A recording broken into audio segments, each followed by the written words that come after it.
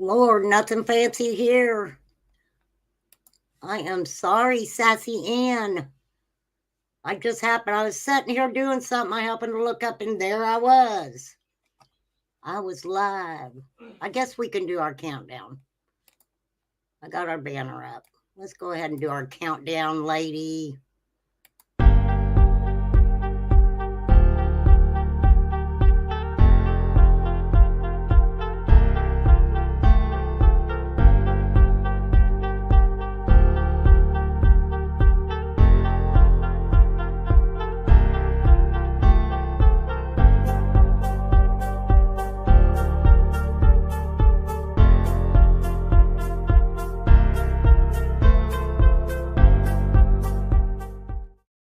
Here we are.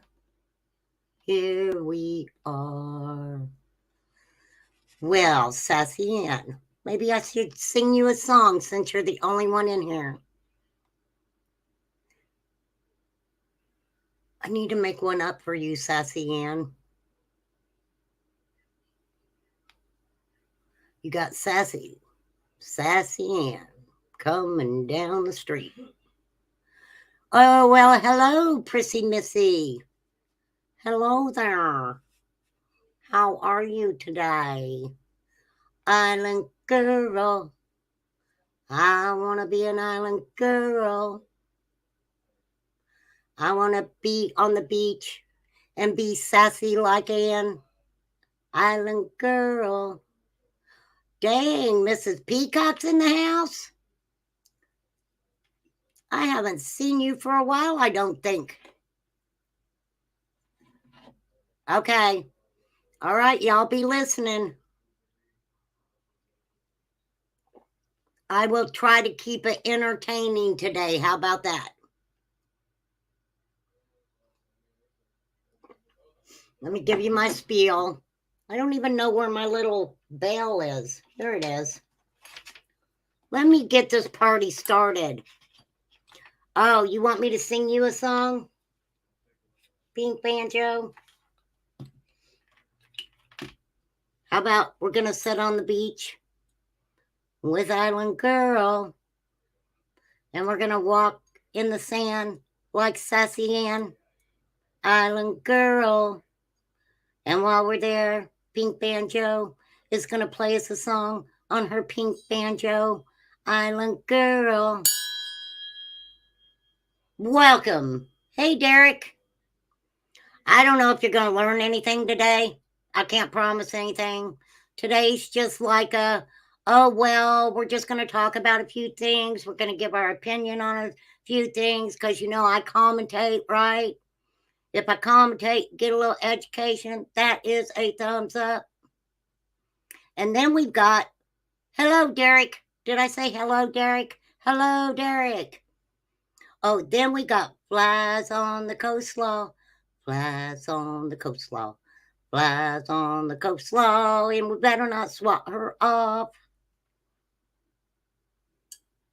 And she's hanging out with Island Girl, right?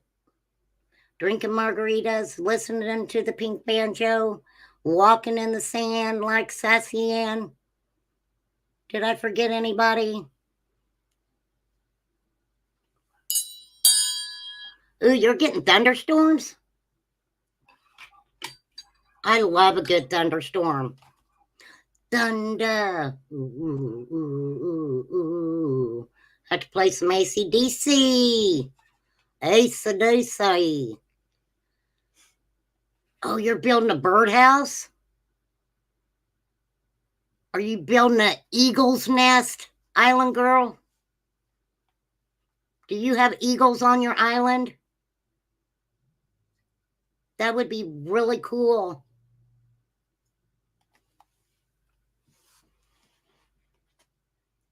I went to Florida once and went to the beach, and I was kind of young. I was probably like, I don't know, maybe 12, 13 maybe. And I had a Bob Seger shirt on. And I remember this weird-ass kid. He was a kid. He wasn't an adult. He didn't look like an adult. And he walked by and he was like, Bob Seger. And I was like, I'm from fucking Indiana, and you doing that is very weird. Okay, mister? Now I know why you're from Florida. Not saying anything bad about Florida, okay? Don't get me on that. Gosh, I don't know where I want to start today. Okay, so I kind of went over and peeked at Gabble Geeks, did a live, right? And it's called Rumors, Lies, and Disinformation. Now, I'm not going to be talking about Summer's case. I'm just going to be talking about a few weird ass shit things. Okay. And so I had forgotten about Fred Hill told Ziggy a story about years before someone had released monkeys into the Beach Creek area, right? Well, Fred, you kind of switched that story around a little bit. Okay. Now, do I know if he told Ziggy the truth about this or not? Okay, I don't know. She says that he's never lied to her. Mm-hmm. Okay. Ooh, and I got a weird ass. What do I want to start with? Yeah, let's start with the monkeys. Okay, so you guys. Oh, I got to share my screen. Shit, y'all better keep me in line today. You understand? And don't forget, class, always a 420 in this class. Okay. Would monkeys survive there? They don't have any bananas. Make me say Deo. Daylight coming, me wanna go home. That's what this guy was saying. That's what this guy was saying, right? His name is, and look at his face. Okay. Looked like he was picking at it a little bit. Monkeys in a METH lab. Deputies in Tennessee, DRUG, bust, confronted by angry chimps. Pink Banjo, you gotta watch what you say. Spell that, girl. MATH. Okay? Or call it an extreme upper. Okay? An extreme ucker. Pucker. Oh, thank you, Grammy Rita. Appreciate that. We love to share over here. For real. Okay. Now, guess where this happened at, you guys? Guess. I'll give you one guess. I'll tell you. Rogersville. Rogersville, Tennessee. So not only do they manufacture their stuff there, but they're animal lovers. They love animals. This guy loved monkeys. So let me tell you a little bit about this guy, okay? So, Hawkins County deputies investigating an METH lab found themselves confronted with four aggressive monkeys. Could you imagine having one aggressive monkey come for you? No, you got four. I think they said 3 of them were like 20 pounds, and then one was like 50 freaking pounds. Hey, Cat's Eye, right? For real. Okay, so, oh my goodness. So, Narcotics Unit Supervisor Sergeant Chad Gillenwater told the Kingsport Times News deputies smelled the METH. They smelled it at the home of William Allen Given. Okay, so of course they started calling him the Monkey Man. So this dude right here, he's got a name for himself, and of all names, he is Monkey Man. Yes, I remember that pink banjo. Yes, she owned a monkey and had him for years, and he you know what, pink banjo, I wouldn't want to smell it. I wouldn't want to smell it, but I remember years and years ago, I was at a party and this guy was standing by me and he was like, that person's doing METH. And I was like, how would you know that? And he said, you can smell it. So what happens is it's got to release itself. Basically, it releases all those toxic chemicals through their skin, right? So not only are they picking at it, but they have a smell too. I personally didn't get close enough to take a whiff to find out, but yes. Ooh, pink banjo. She just said she's going deep today. She's going deep. Okay. So, anywho, they smelled it at the home of Monkey Man William Allen Given. Okay, let's see what else we got going on here. Inside the house, they say they found METH cooking. So they was cooking it up when the cops came in. They also found the 4 monkeys, which Monkey Man kept the 4 monkeys as pets. And guess what? It wasn't against the law. It wasn't illegal for him to have those monkeys. Okay, so he kept them as pets. But they were aggressive towards officers and ripped the jacket of a Tennessee Wildlife Resources Agency officer. That is a long thing to say for a title. Tennessee Wildlife Resources Agency officer, who, when the deputies showed up and they were like, we smell some stuff and oh my God, there's monkeys. They're like, you call that other guy. Okay. Call the other dude. Oh, my ruler. I had to find my ruler. Okay. So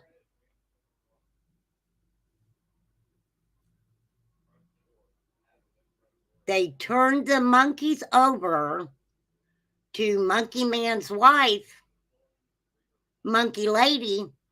So they took the monkeys from Monkey Man and gave them to Monkey Wife, who was not charged in relation to the METH lab. Okay, so was wife not living with you? Or was that residence the one being used to manufacture your substance in there?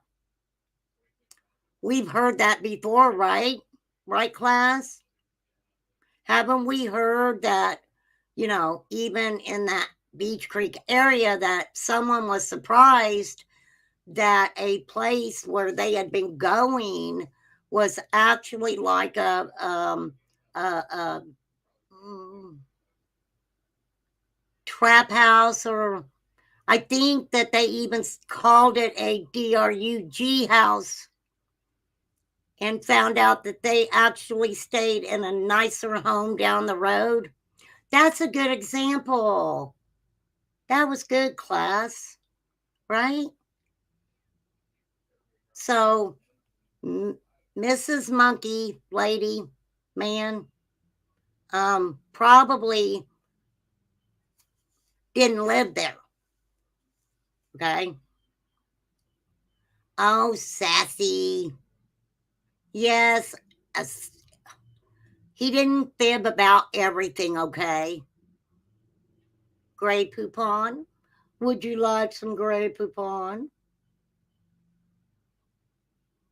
Sassy Ann. Sassy Ann's so nice. She's like, if we're going to say these things, then I'm going to say something nice. I always said that too, Sassy Ann. If y'all are going to say something bad about somebody, at least say one nice thing about them before you rip them a new butt. You know? I'm just saying. Okay, so anyhow, aside from the lab itself, deputies reported seizing other METH lab components, including an improvised gas generator.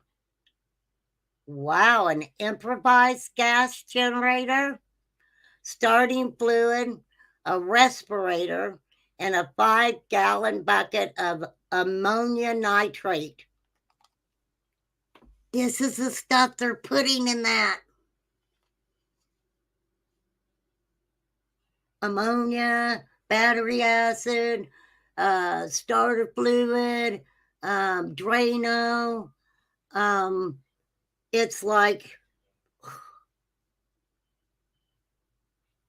don't talk about the butts.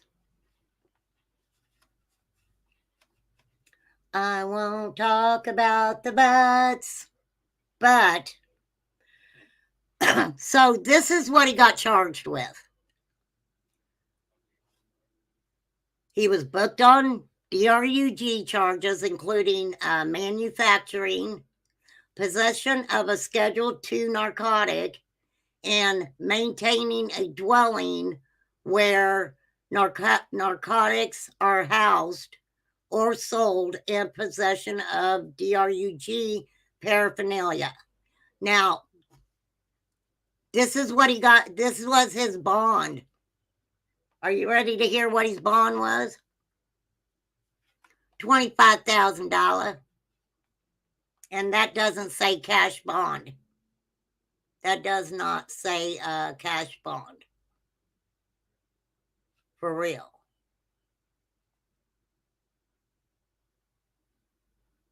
Okay. Hold on. I'm going to show a couple clip channels to y'all. So, which one am I looking for? It's on the tip of my tongue. Dang it.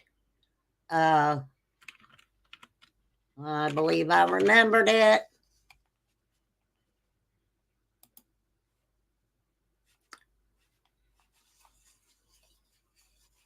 All right, we're going to pop over and I'm going to show we're going to show some clip channels. I'm going to go down the line and we're going to show some different clip channels today. Okay. But I've been trying to access, and I couldn't find them because I had to hurry up and come live, exactly what his charges were in court. And it might be over on Gavel Geeks. I haven't watched the whole thing. I haven't watched her whole thing. Oh, no, Miss Justice. I just didn't know if you, because sometimes you don't come in until I'm done. So I didn't know if you just didn't really have time to do it. But no, it wasn't nothing personal. It wasn't nothing personal.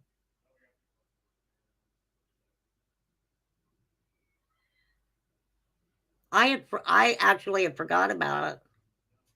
But no, it wasn't anything. There was no reason. I had forgot all about I was making changes with the mods. I do apologize. I should have texted you. But it was like just a kind of a last minute thing. So please don't take it personal. And I do apologize. I should have texted you first.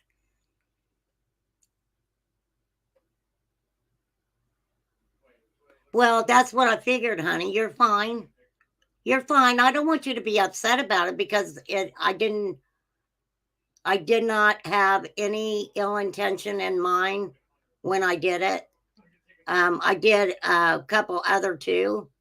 So don't take it personal. Did you ever search Jay Leno, Hawkins County Monkeys? Those monkeys made the Tonight Show. Oh, did they? Well, let me pull it up. That'd be funny. Hold on. What is it? Jay Leno, the Hawkins County Monkeys.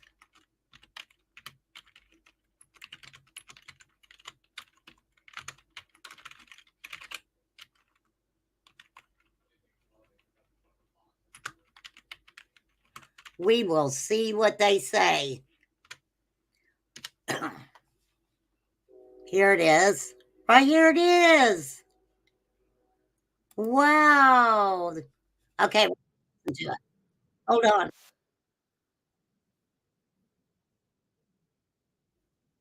Oh, it was in the Hawkins County News. Okay, hopefully everybody can understand it because okay, this is from the Hawkins County News. They're talking about the monkeys. Monkey Man's monkeys is what they're talking about. Thank you for that, Cat's Eye.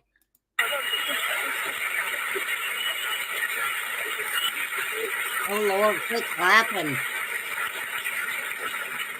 And police in Tennessee raided a meth lab and discovered 4 live monkeys living there as pets. Like, I had 4 monkeys as pets living in this meth lab. Well, that's got to be a health code violation, huh? I mean, you want to do any meth after a monkey's been sitting. Monkeys in a meth lab. Doesn't that sound like some old-time expression you hear in Tennessee? Them boys got more energy than a bunch of monkeys in a meth lab. I tell you, I don't know what the hell they're going on. Wow, that's crazy, isn't it? That is crazy. Let me show you his picture again. There he is. But this was back in 2010. This happened back in 2010, if I remember correctly. Right? Dang. Why you got to talk about Jay Leno, Pink Banjo? Girl. You be calling him names. I'm just playing. You can call him whatever you want. Okay, so now I got to tell you something else that I find all kinds of weird stuff, y'all. I find all kinds of weird stuff. All right. So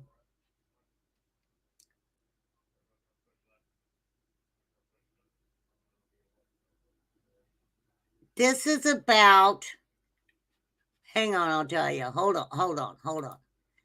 This is about a guy, okay?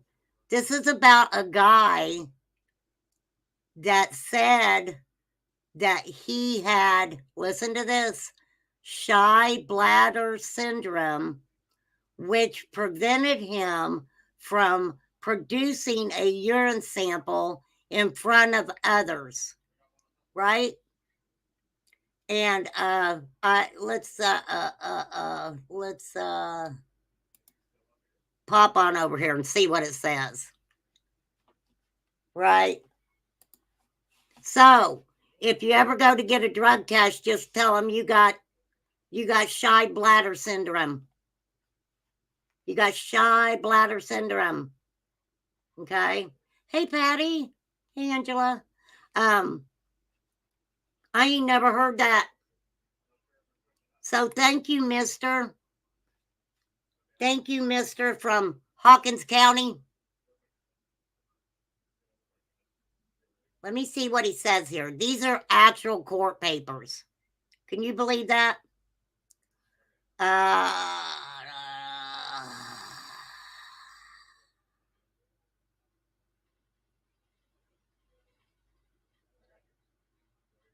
Okay. So they're trying to say he refused a drug test.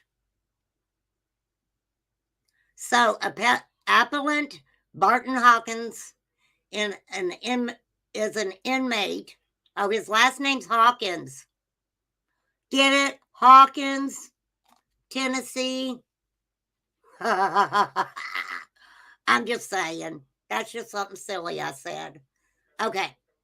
So Barton Hawkins is an inmate who seeks review of actions taken against him by the disciplinary board at the West Tennessee State Penitentiary in Henning. The board. It's what it says.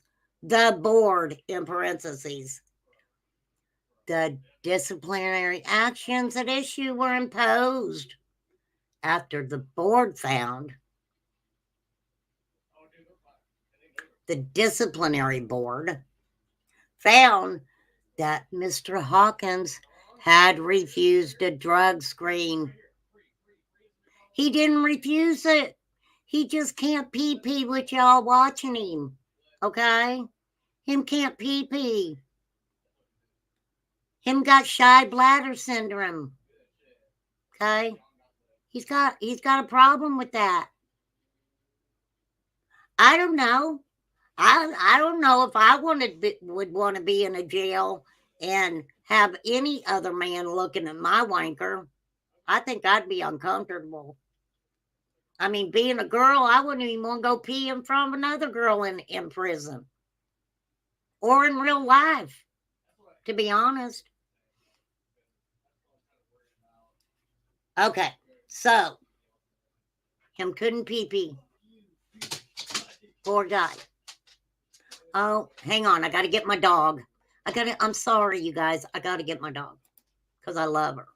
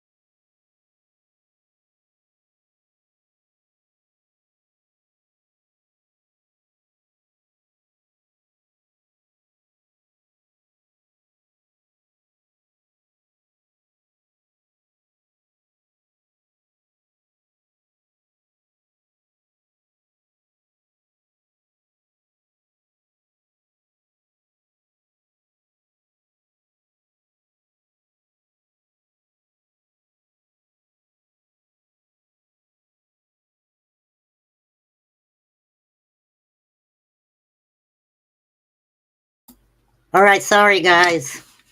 I let her out. I used to work collecting urine for drug screens for court. I've seen some things. Oh, I bet you have, was his. Feel free to share. Feel free to share. Tell us some stuff. Or you can come up on panel and tell us some stuff if you want. Okay. They say he refused the drug screen, but he's got shy bladder syndrome. So, Mr. Hawkins claims that because he was unable to produce a urine sample during a routine screening, he was charged with refusing a drug screen. But wait a minute, Mr. Hawkins. I probably bet that you have given many a drug screens. So is that something that somebody in the law library figured out? That you could say you've got shy bladder syndrome all of a sudden? Okay. So he was found guilty by the board, but as he said, board, I am sorry. I have shy bladder syndrome. Let's see if a doctor said he did. I'm curious now. I'm curious about shy bladder syndrome. Okay, so he couldn't give the urine sample because of that. And he says that he should have been given an alternate test or access to a dry room. What the hell's a dry room? A room that's dry? So, hey, you know what? I have to say, if the dude's got shy bladder syndrome and he can't pee, right? Why didn't they just take his blood or something? Why didn't they use a alternate way? Why didn't they just swab him?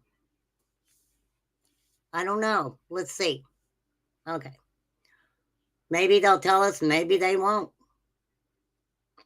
Okay, so he refused and he was found guilty by the board.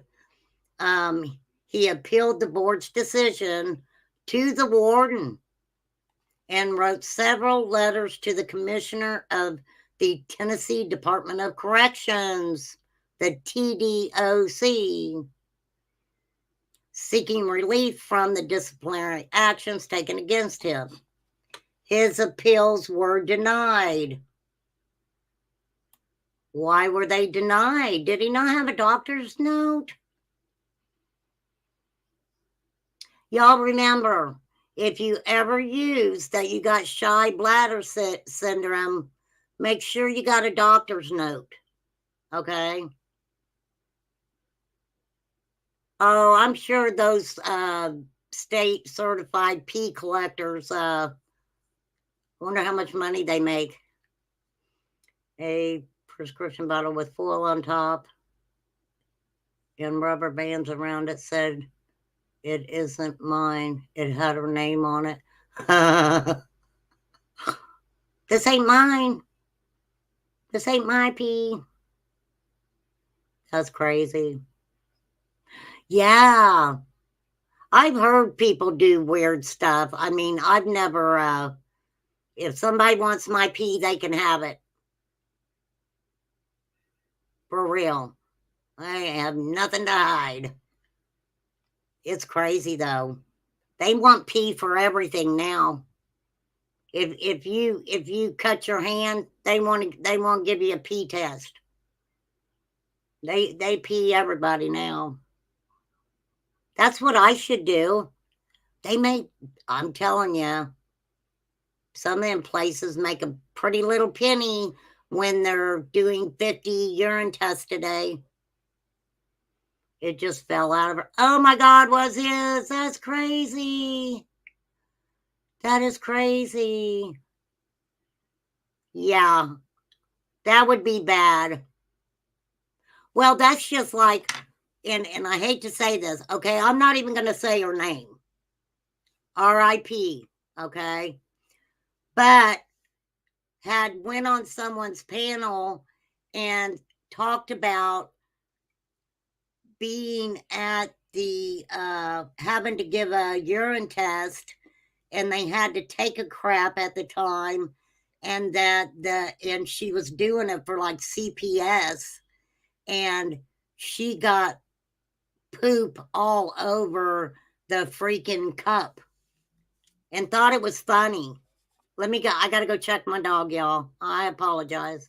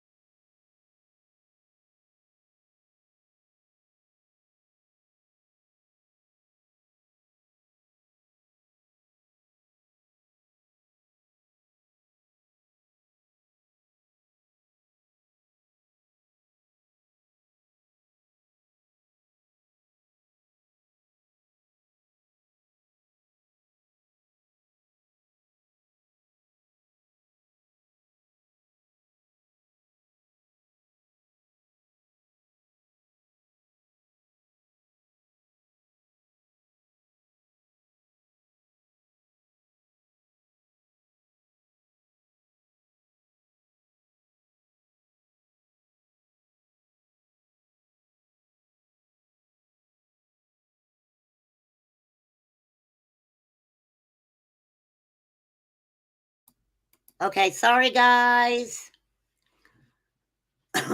People take baths. There's often hair, blood, and other things swimming in those cups. Ew. All right, I got to change that word there. The BLOOD. I mean, I don't mind it, but YouTube will find it right away. Because that's the way they are. Okay, I don't want to get off freaking talking about. Okay. All right, don't be upset. I'm going to have to remove that just because of the BLOOD. Ding, there's May May. What is up, May May?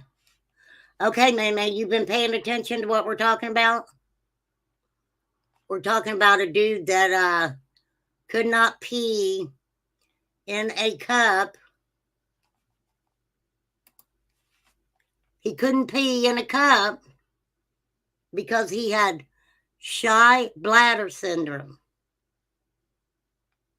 Shy bladder syndrome. And they were like, nope, you're getting wrote up for not doing a pee test. And he's like, but I got shy bladder syndrome. So in his petition, it was the board finding him guilty of refusing a DRUG screen. He has since been subjected to monthly urine tests, during which he has also been unable to produce a sample for testing. Dang. So how long? They're just racking it up on the poor guy. He's got shy. He's shy. Oh yeah, I ain't got no problem. No, if I gotta pee that bad, I am not shy at all. Oh my God, Pink Banjo. That's taking it to an extreme if you think you gotta put a calf on a man just to get a little bit of pee-pee.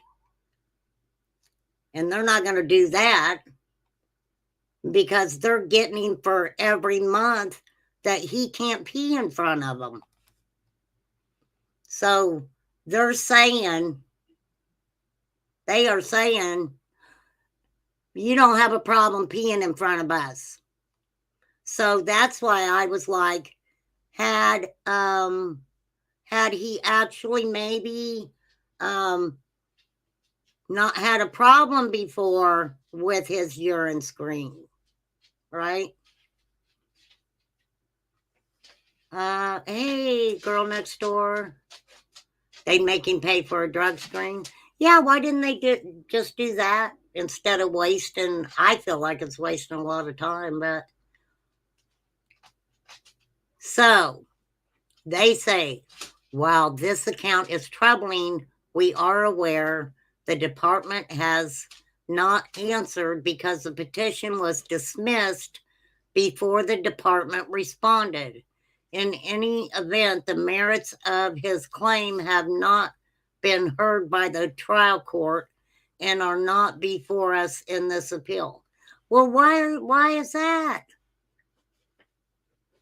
So they're basically saying, it says he has attached documents verifying some of his claims.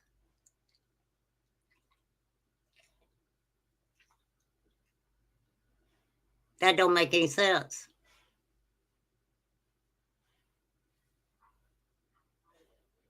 So his petition, he alleged that the board violated his due process rights by sentencing him to punitive segregation for more than 100 days, imposing excessive fines, and suspending visitation and package privileges for a year.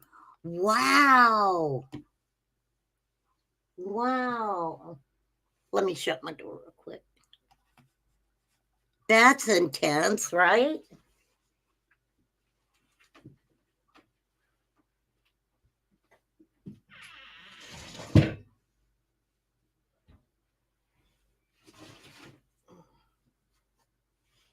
That is freaking intense. So, because he had shy bladder syndrome, he's saying they violated his right to due process by sentencing him to punitive segregation for more than 100 days, excessive fines, and suspending visitation and package privileges for a year. For a year. Okay, let me see.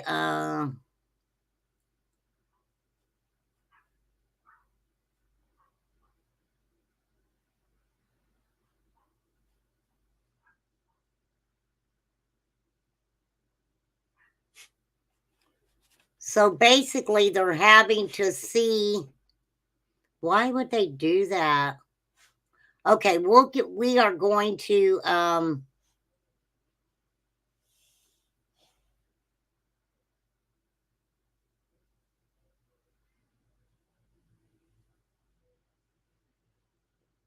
yeah, this is all legal stuff. So now they're having to take it through all the of course, venue, jurisdiction, blah blah blah. This is crazy.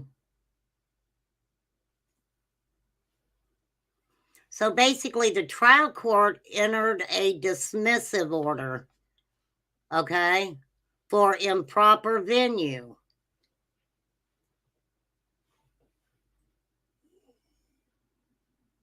They determined it wasn't proper for Davidson County. It should have been brought in the county of which West Tennessee State Penitentiary was located. Wow. So basically what they start doing is bouncing this case all over the place. Hey, Pat. Good to see you. Anyone need a sample? Open to offers. If you need a PP sample, May says it's gonna cost though. May charge a girl. She'll be like, mm-mm-mm-mm. So Now we have a man that has shy bladder syndrome. So thank you for that, Mr. Hawkins. Thank you for that lesson. Thank you. I wonder how many other inmates use that now. Hey, Stephen. I wonder. Okay, let's go back and take another look at this guy. William Allen Monkey Man Gibbon. Yeah, for real. Okay, wait, that's from Crystal. Okay, we're going to pop over and look at a clip. We're going to clip it for a little while. We are going to Curiosity. Love me some Curse with Curiosity. That's what I need to do. I need to redo my face. I would probably look better in a cartoon character, right? Mamie said, I have shy motivation syndrome. That's probably a real thing, isn't it, Mamie? You're not making that up, are you? That's probably true. Okay, of course, somebody starts vacuuming, knowing I'm live. That shows you how much my people around here really care about my YouTube job. There's a trigger warning, Watermelon Cat, because you never know what I'm going to say, and I say the F word a lot. So, trigger warning.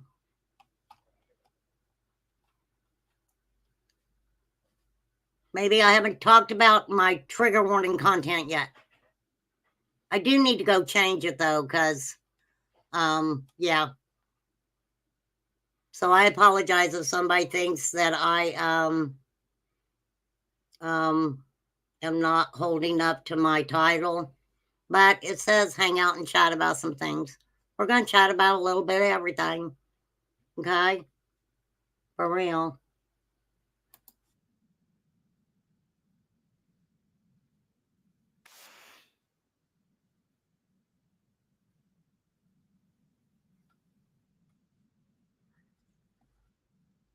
Oh, sounds like she's Curse cracks me up.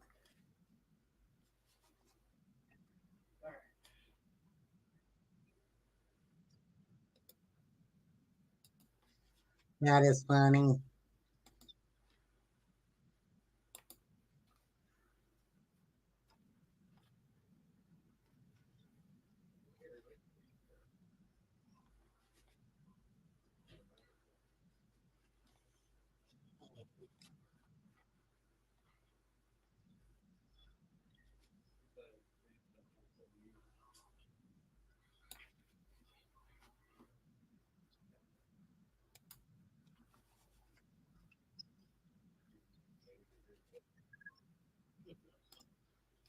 How do you get banned, Watermelon Cat? Real easy.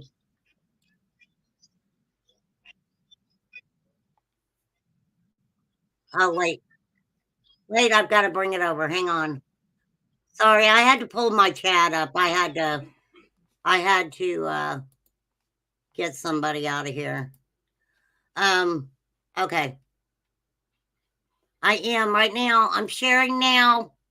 I am sharing now.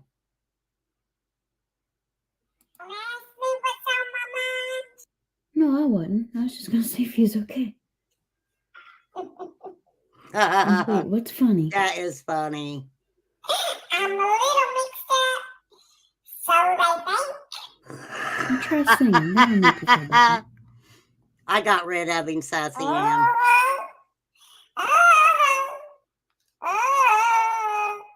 What's the name of this song you're singing? So they think I'm a little mixed up. I'm really enjoying this. Why That don't you is do it funny. more often? My tongue gets tired. Oh my God. my Well, what goodness. happens when you just speak? When I try to speak. Ooh.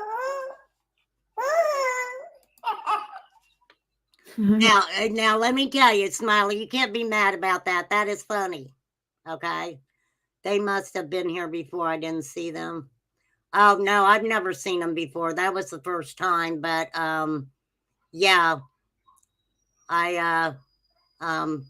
there was no reason for them to be here. It's kind of silly to come the first time in somebody's chat and start asking how to become a mod and stuff. So, you know. Yeah, she sounds like she's it's helium.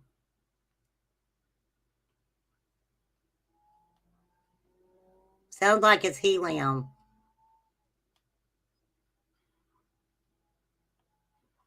No, I was switching up mods, and I didn't want Miss Justice to take it personal that I did that. And she even said that she sleeps, and I come on early and stuff, so you know.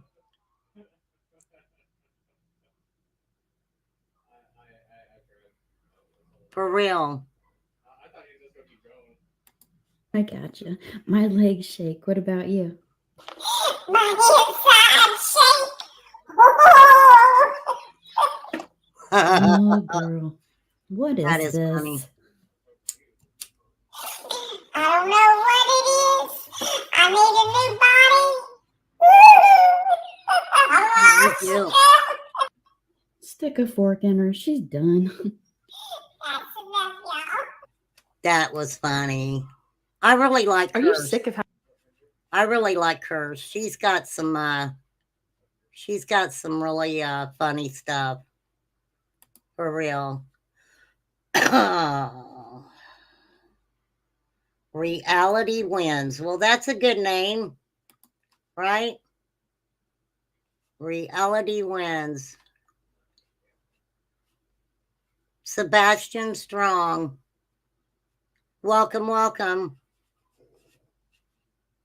For real on that.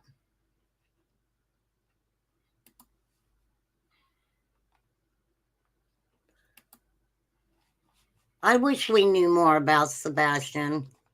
I really do. But we don't. And it is sad. And I like to, put out the facts on cases. And let me tell you guys, it's hard to actually. All right, we're gonna look at his ugly mug again.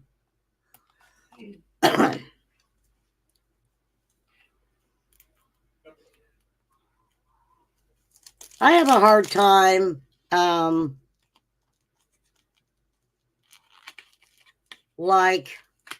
and I know I talked about the things that Seth said because I commented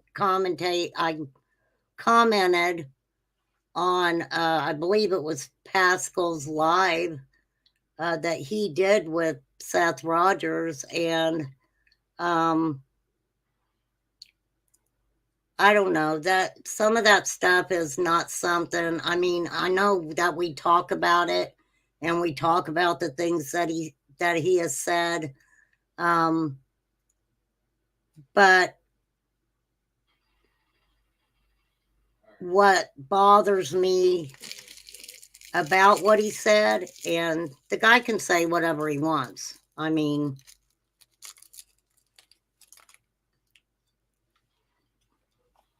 but it's the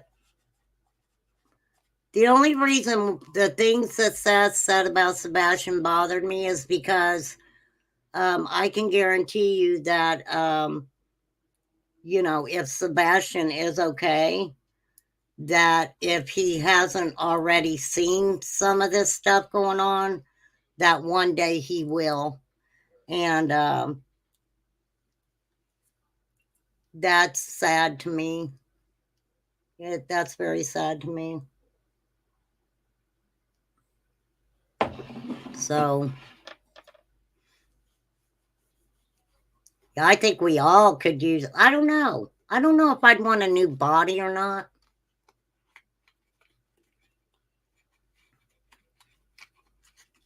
Oh my God, don't even try it, May May. Oh my gosh, May May's talking about the dang human centipede. You ain't gonna tell me you didn't see that movie then, May May. That movie is freaky. The human centipede.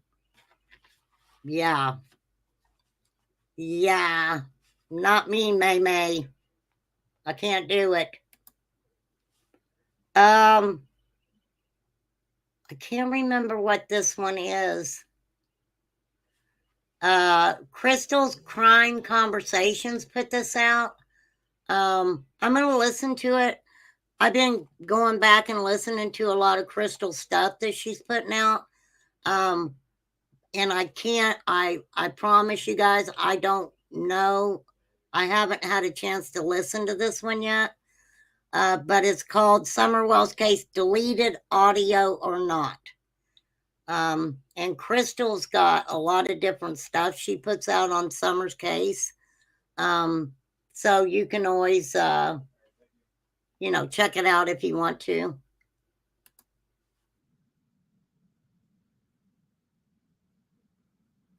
Wait, I guess I better look at the description. A video about things Summerwell's neighbor has said, which is Fred, after Summers got gone. Fred Hill claims he recorded conversations of Summerwell's neighbors and Summers' parents, which Fred Hill did. He said that he videoed or he recorded them. In this short video, he will tell us about an event and a loud laugh that happened while recording Summers' father and how he thought the investigators on Summerwell's case lost some of his recording. Okay, I remember that. Some people may not remember. Fred told Ziggy a story. I'll let you hear it. I'll let y'all hear it. You didn't think I was going to switch it, did you? You thought that I was going to play this, right? And commentate on it and not even share it with y'all. I remembered. Cool, you working on a motorhome? That sounds really cool. I don't know. I'm tempted to get me one. I'm tempted to get me a van or something. Let me tell you, real life, the price of even rentals are so high. What, Kool-Aid Man?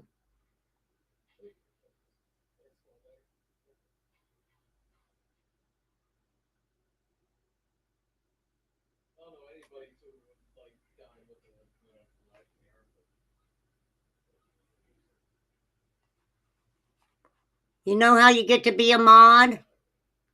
You come onto my channel and you show respect, and you show respect to me, and you show respect to my chat, and you show respect to my mods, and you don't act like you don't act like somebody who just drank the Kool-Aid, okay, Kool-Aid Man?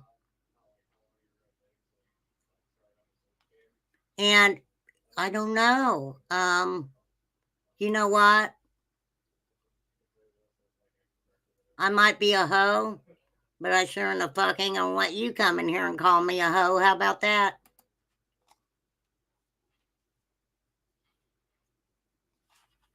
Fucking dumbass trolls. And yes, most of them are dumbasses. And the ones that aren't, we don't mind having them around. Okay. and was taking stuff on. But I'd talk and Don and stuff there. And Okay, so I'm going to have to try to help you guys. It's up there, so you can read it, and I also closed captioned it. But he said, well, I was talking to Dawn and stuff there. Okay, Fred. I want to say this over the device, it was like somebody laughed out loud. Just real. So Fred was saying that he was recording people, right? He was getting audio that I don't know who it was, TBI or law enforcement, sheriff's department, got him to record some of the people in the area. So allegedly it was Dawn, pretty much anybody that he talked to in the area, it sounded like. At some point, I mean, yeah, he was getting audio for law enforcement, looking for something, right? Hey, wee Scottish mom. Real loud. And then when we go back, me and TBI stuff go back to review what was being recorded. It's been like, So he says that he was recording Dawn, and all of a sudden, he's supposed to be recording Dawn, right? But then he turned around and just out of nowhere, his device, someone laughs really loud. Okay. Which is weird to me. Absolutely weird to me. Because if he's only got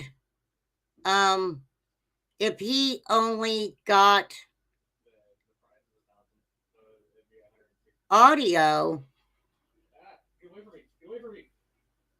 this is okay. Let me just finish because there's something interesting that he says that doesn't make sense to me. So he says that after the laughter thing, when him and TBI go back to review what had been recorded, it had been wiped clean. Okay. So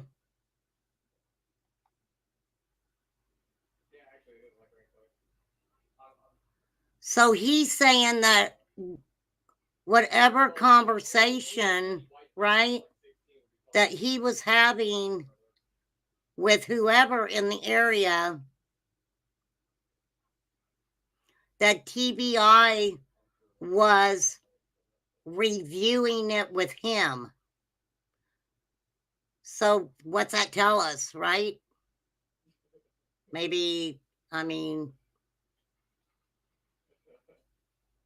I think we all come to the, the place of that Fred snitched somewhere, right? But that's just, right? clean. Just like the joke was on Earth or something. I don't know what it was. I mean, they can't even figure it out why everything we had on there, then when that light comes through like that, I played it off like it's my phone, you know. Somebody laughed. I just out loud, crazy, you know. I mean, it just chills down my spine. Oh my God. John kind of looked at me, and I had my phone in my hand. I said, yeah. So Fred had his phone in his hand, and allegedly the device, somebody laughed real loud in a device that was only, okay, this is what he's saying, okay? Long story short, somebody laughed creepily into it. It came out of a device that was only supposed to be recording. Okay. right? It came from a device that was only supposed to be recording people.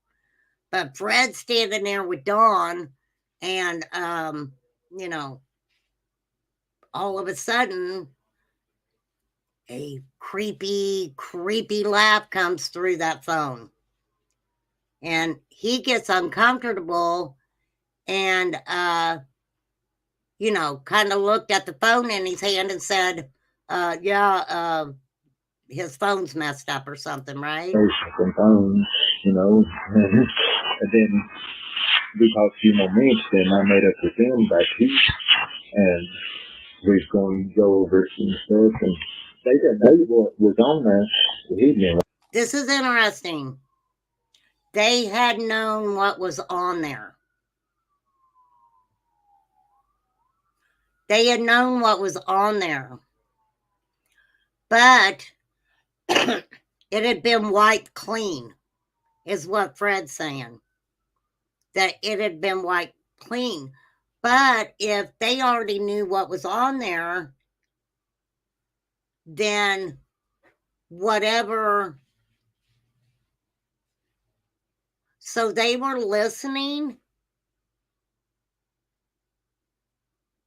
Were they listening to it and maybe recording it, right?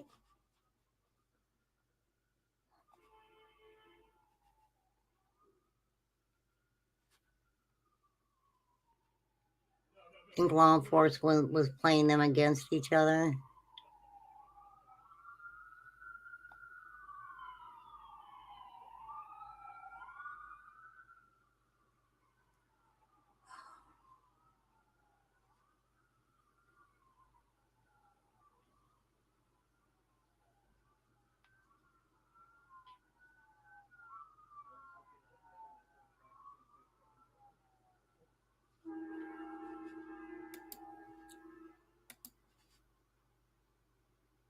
Let me get my chat under control here.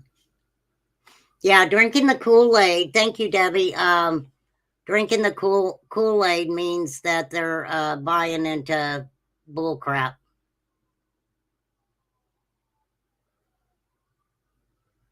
For real. Okay, so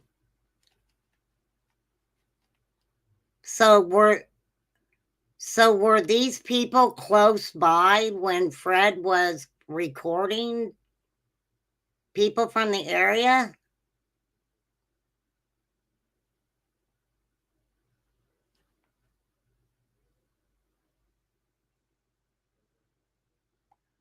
I don't understand how that is. He trying to say that, it was is he trying to say the devil was there? Paranormal stuff? The laugh and it being wiped clean?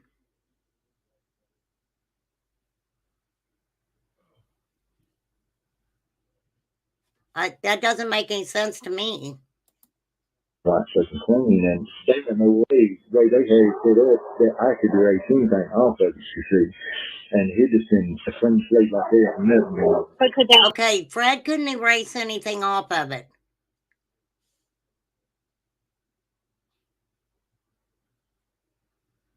Fred couldn't erase anything off of it. So the only people, if there was something on there that could erase it off, would have been the people that set it up, right?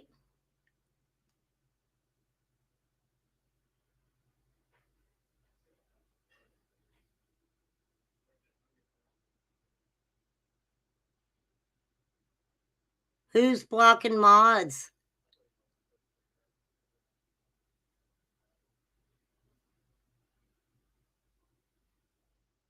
Yeah, there was a Watermelon's younger brother in here. I'm the one that blocked him.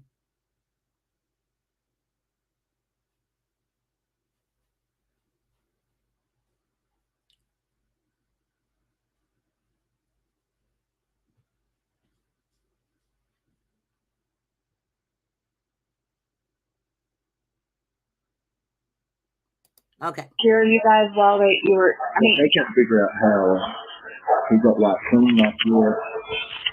Live so much. They even heard live, you know. So they were listening while you were over there. Crazy. So if you would have. So they're saying law enforcement said, right? Law enforcement said that they didn't erase it, is what they were saying, right? Have like attacked you, they would have known or something. It's somebody that's done it real high tech and like know what they're really doing, you know, to be able to do something that advanced in technology like that, you know what I mean? And that is true. If somebody actually, I don't know, you guys, if law enforcement set that up,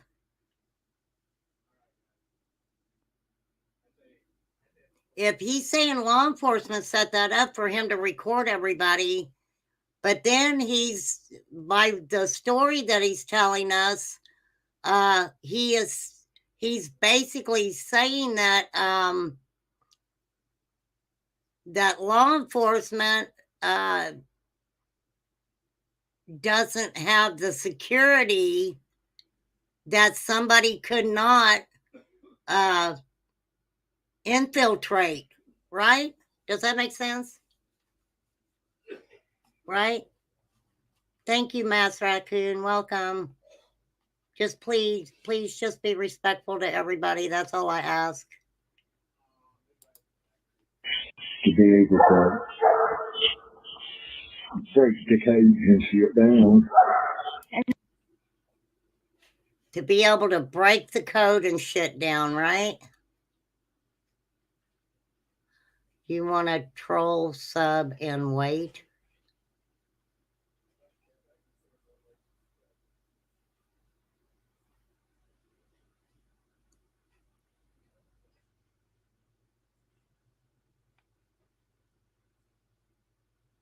Now, I don't want them to troll and not sub till later, and I don't know. I mean, I don't know. I don't know what's going on because I hadn't been looking at chat. I guess I need to pull my chat up. Then, but they were able to hear your guys' conversation still, though, right? But they just couldn't get it recorded. We done had so much recorded on it prior to that, you see, and then some done recorded onto something else. But once that last one over. Okay, he said, we had done so much recorded on it prior to that, you see, and then some done recorded on something else. But once that last one was over, it was just like everything we had, even up to that day, and everything was wiped clean, just like that device, just a clean slate.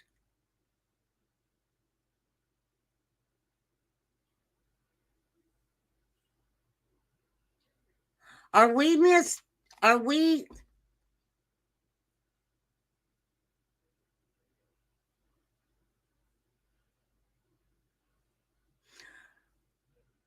am I looking at this conversation wrong? Am I looking at this conversation wrong? Oh, thank you, Flies. Thank you.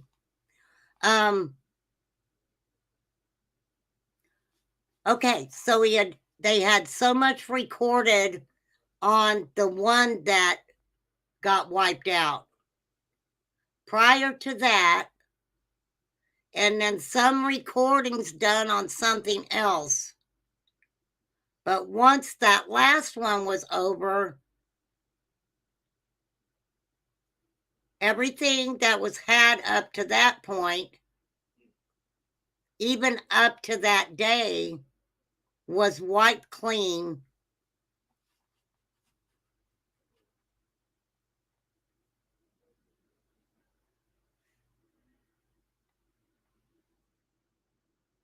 And he said basically that law enforcement sat down with him and talked about what was on these recordings, right?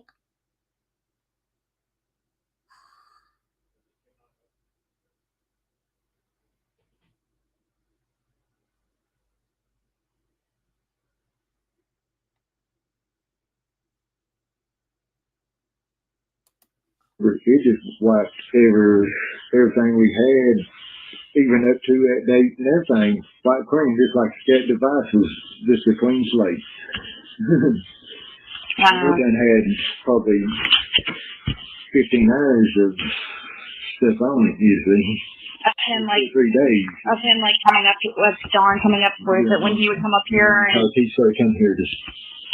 How would 3 hours from this and he was here. Oh, I can't stand it down there because all law and stuff. And then it goes first going on about religion, man, and stuff like that. And they just wanted me to try to figure out what he was trying to.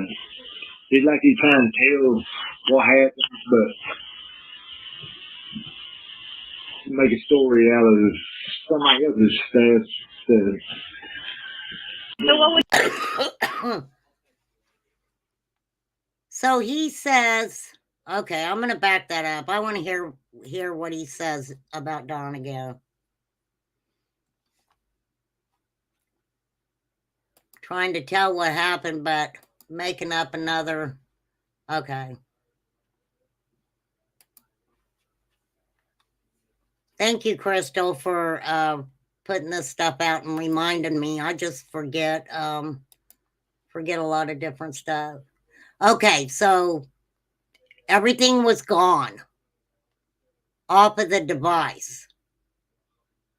Like, we done had probably 15 hours of stuff on it usually. So 15 hours of stuff over 2 to 3 days. That's a lot of hours, right? And like 3 days. Of him, like coming up with Dawn coming up with it when he would come up here. And he started coming here to. How would 3 hours from this and he was here. Oh, I can't stand it down there because all law and stuff. And then it goes first going on about religion, man. So he's saying Dawn, about 3 hours after Summer went missing, Summer Moon Utah Wells was down at Fred's saying, I can't stand it down there because of all the law and stuff. Then Dawn Wells starts talking about religion. Okay, now we've heard this many times about allegedly Dawn talking to Marlena Crawford's dad and Fred and others about the religious aspect of Summer being gone. Stuff like that. And they just wanted me to try to figure out what he was trying to. It's like he's trying to tell what happened, but make a story out of somebody else's stuff. See, now, those words, so it's like he says Dawn was trying to tell what happened, but make a story out of somebody else's stuff instead. Okay, well, I would need to question that further. So what would you have to do? What would you have to do would you have to like press the button before you start like? Well, I would take in before I left here. I'd go ahead and have everything set. You'd walk down there. I just walk down there and just. When he, or if I see him come up the driveway, I just stick it in my pocket or something. Yeah. You know. Okay. And so he had a recording device. I told him, I said, no. I hate you find her like that, but you better not ask me to do nothing else, you know. No, I said. Oh, so Fred's telling everybody, I told him I wasn't snitching on anybody else. Right?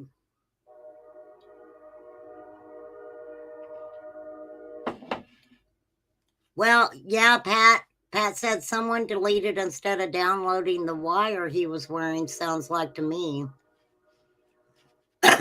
Well, I mean, we might believe that, but what about the laugh? He said it sent chills down his spine. That's what I'm saying. I don't think. I think that people should be able to understand when it comes to missing kids. That's different. That's not like missing. That's like Here's what difference kids is. Kids is what the world should be about, you know. That's what makes the world go round. Kids. Fred.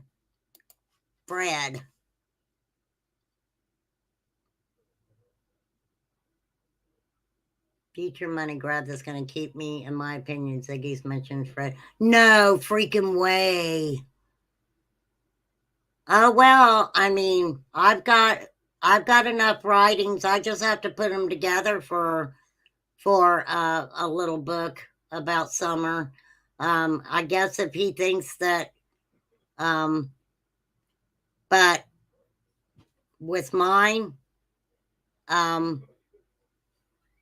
I didn't live in the area, so he did. But I would hope if he's going to put in the book anything that he thinks might help find Summer, that he talks with law enforcement first, right? There'll be a lot of people by it, Karen, with a C. There really would. I mean, look where he's from. She was recording him on her phone talking face to face.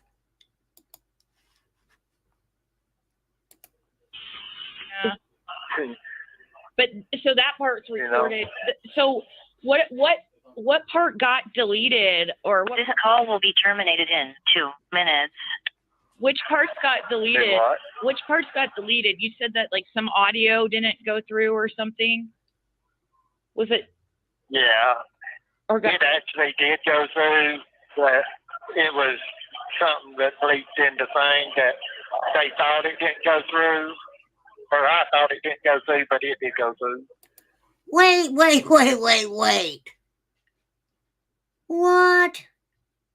What, Fred?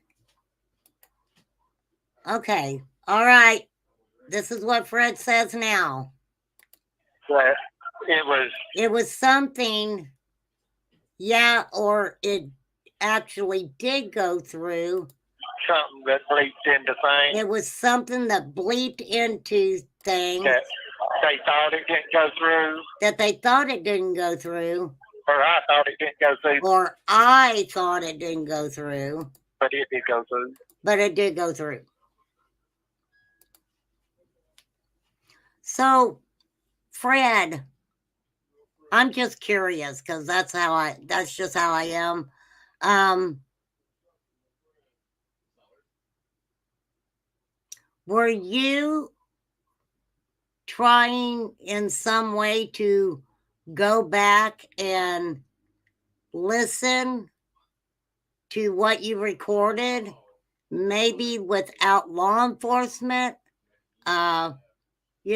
Maybe just go back and go, oh yeah,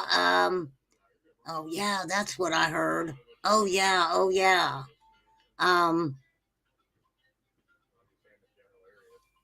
Wow.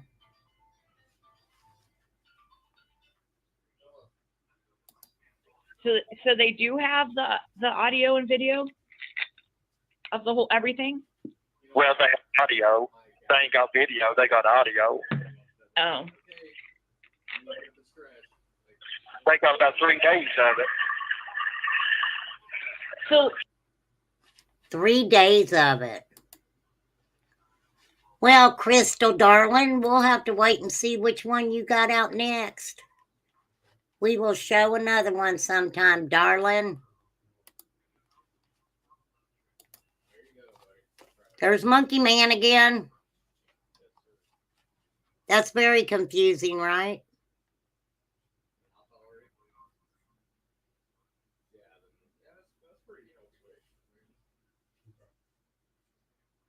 Wow.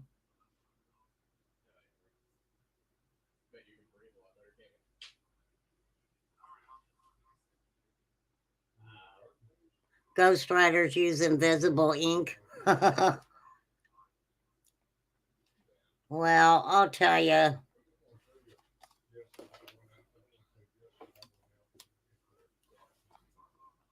This is Monkey Man. In 2010, Hawkins County busted this guy, Rogersville. I'm sorry, Rogersville's Hawkins County deputies found him. He was making a METH lab. And dang, this was December 23rd, 2010. Merry Christmas there, Monkey Man. And he had monkeys on the property that did not like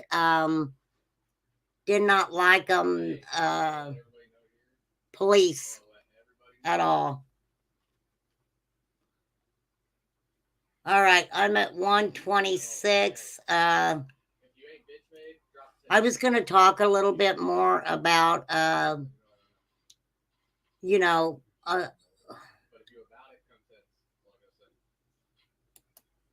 I don't know what to say really about the Sebastian Rogers case. I mean, I've got a few questions, right? I definitely have a few questions about that.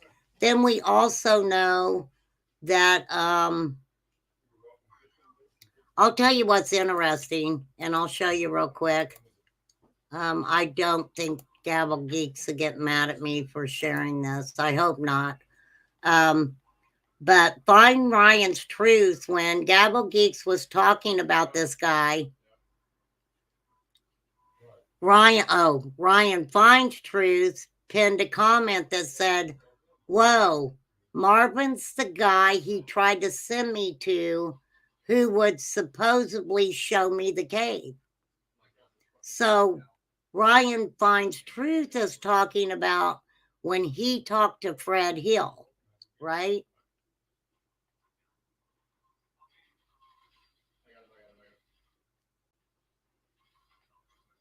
Would I lie to you, honey? Na na na na na na na. So let me see if I can just run this down a little bit, okay? So Ziggy hooked Ryan Finds Truth up with Fred. Now, we don't know what happened, but after that, Ryan Finds Truth broke off communication with Ziggy. Okay, that's what I took from all of it. Oh, you're in the bushes, Poppy? And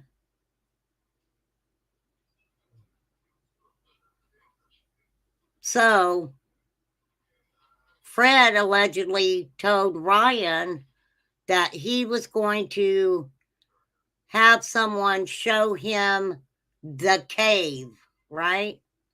The cave that kept being talked about. And believe me, there's been a couple different caves. But this is the guy. No, that's not him. His name's William. Okay, I'm getting confused. But anyhow, Fred wanted to hook Ryan up with a guy named Marvin. And Ryan wouldn't do it. Right? He wouldn't do it. For real. For real, for real.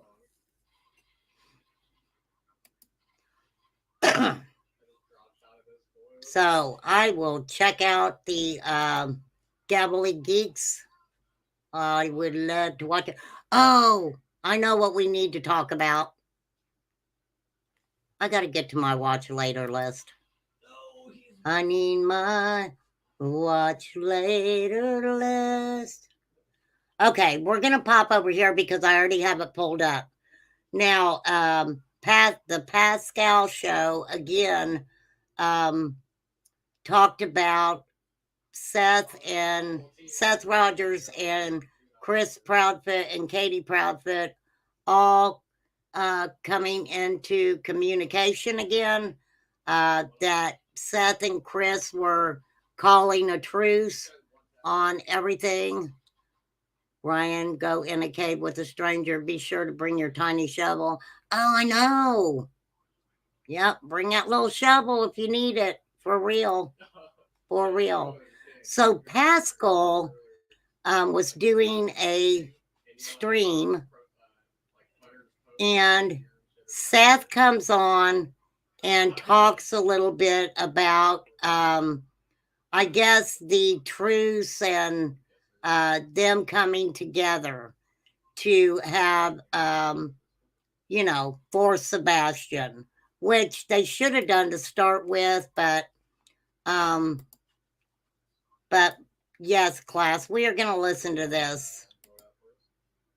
You never know what you're going to get over here. I mean, for real. Everybody knows that, okay? I'm at 1:30 right now, so we'll go through this real quick. And then I want to talk about Sade.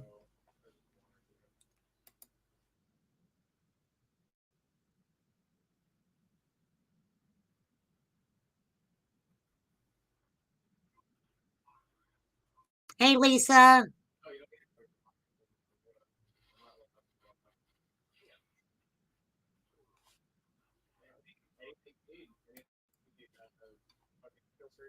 Oh, wait. Here we go. It was pretty good. Wonderful person up there saying prayer. And then we had a great person on the guitar. That's dope. That's dope. I'm glad that there was a good turnout. There was a lot of positivity, a lot of people giving you prayers and hugs and just giving a lot of positive energy to Sebastian Rogers. And this is just my opinion. I do believe that Sebastian could have walked out of that home. I do. Absolutely. Fred believes that we have flying monkeys in these Tennessee hills. He's seen them. That's how credible he is. Well, I just showed a thing about the monkey man where they had actually went in and busted a manufacturer, and he had monkeys. He had 4 monkeys. 3 were about 20 pounds, and 1 was a good 50 pounds or more. And they did not like law enforcement. Is the main goal, right? Is finding Sebastian. So that is the goal. That is the goal, my brother. So can we talk about this?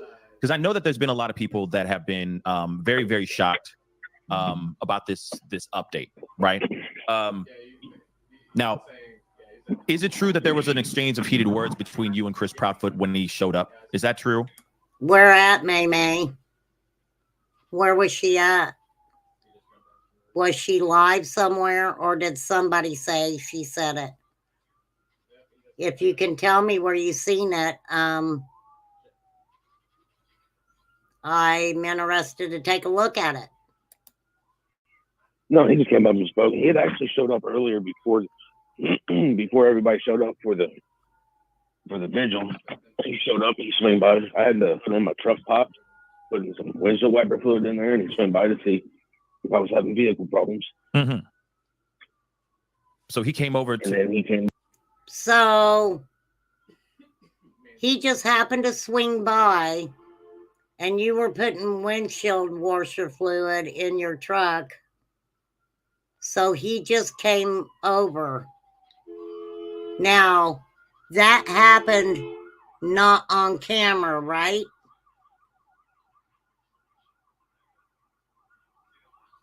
Thank you, May. But yeah. Then he came by afterwards, right before the vigil started, to have a conversation with me. Right. And, just wanted to put stuff aside and work together. So, you guys wanted to make sure you got that on video, right? He had come by earlier, but then he swings back by and gets you and him on video. You guys know what I'm saying? They're to find Sebastian. That's all I want is to find Sebastian. So he's the one who said, hey, we should align up, we should join forces and try to find Sebastian, correct? Yeah. Wow. Okay. Bet. I mean, that's a beautiful thing. That's great news. That is great news. That's fine with me. Let's do it. I see. You know? I see. So then, okay. So then let's talk about this video, okay? Because it's blew up. It has blown up the internet overnight. Okay, I woke up this morning to DMs, et cetera, with this. Do you guys think that's how it happened? Do you guys think that that's how it happened? That he just happens to be driving by. He sees Seth putting windshield washer fluid in his truck. They have little tidbits of conversation. And then he comes back, right? Thank you, Flies. I'm going to pin that right now. Then he comes back and you're having a conversation that is caught on video.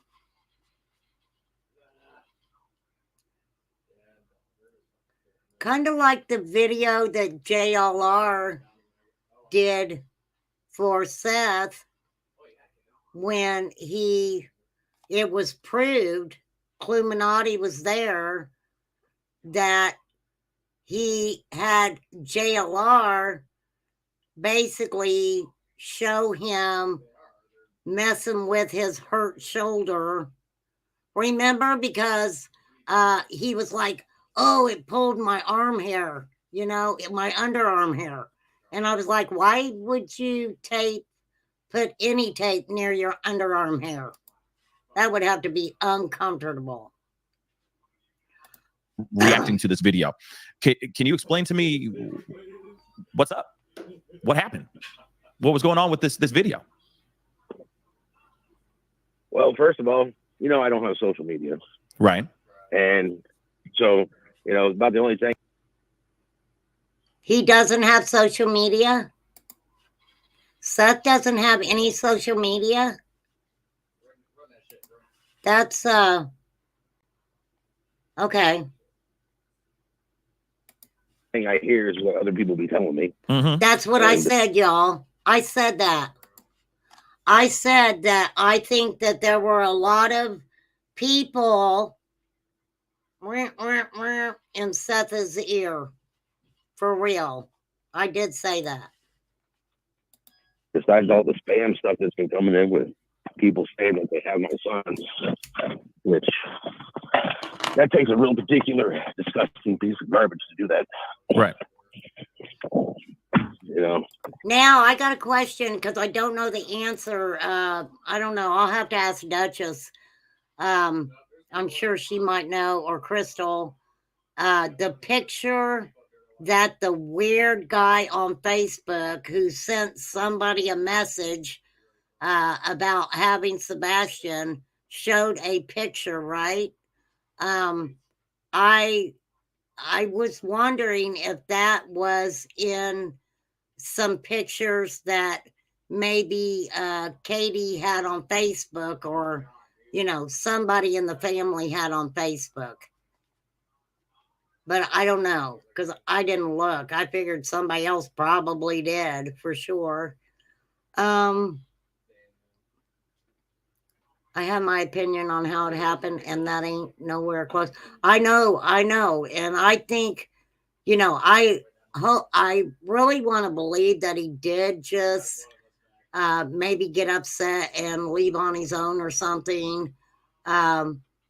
But then I definitely understand where I feel this way a lot also, that I can't say any of them had anything to do with him, but the relationship between Chris Proudfoot and Seth Rogers has always just in my mind. weird. Just kind of gets on my nerves that people think it's a joke. Sit there and say that they have my kids. Okay. Yeah, the fake kidnapper and all the hoax, all the fake scamming that's been going on revolving around your son. Yeah. Okay.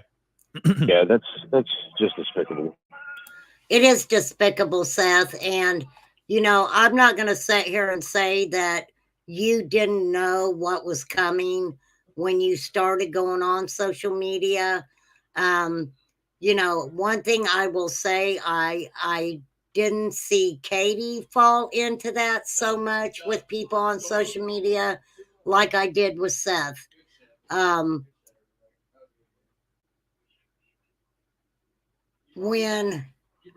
this is just my opinion, when certain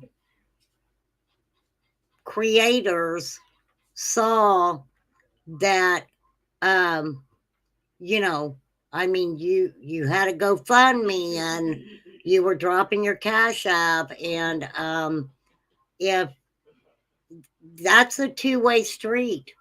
So if you don't believe that people aren't sitting and watching you making money off of your son, and they befriend you, then you ain't got a problem with them making money off your son either. I watched that happen in the Summer Wells case when Dawn and Candace, in my opinion, totally made a lot of people see with their own eyes that these parents were profiting off of their child going missing. I think that they saw a lot of the same thing possibly in Seth, that they knew that they could profit off of the situation. Absolutely. Don't come for me. I'm the only one that gets weird vibe. No, you're not, wee Scottish mom. No, you're not. I mean, I've sat over here and talked about Seth and how weird crap is with him, right? What do you mean it took a wrong turn very quickly? What do you mean, Sassy Ann? Oh, you talking about all this, what I'm talking about? Yeah, it did. It went sideways really fast. Really fast. I see. In my opinion. Yeah. I get it. I get it. And I get why you would say something like that, because it wasn't directed towards the people who are out here supporting. Go ahead. I appreciate everybody that is supporting me. Anybody who has donated to the Cash App, to the GoFundMe, their time, their effort to go out and pass out flyers in whatever town they're in, whatever state they're in, people that have traveled from other states to here to help pass out flyers. 100%. I appreciate you all 100%. All right. But these people that just don't understand that I want to find my son, and why people are sitting there trying to go, oh, we're Team Seth. Oh, we're Team Chris and Katie. Did you hear Sebastian and Team Seth or Team Chris and Katie? Right. There's no Sebastian and Team Seth or Team Chris and Katie.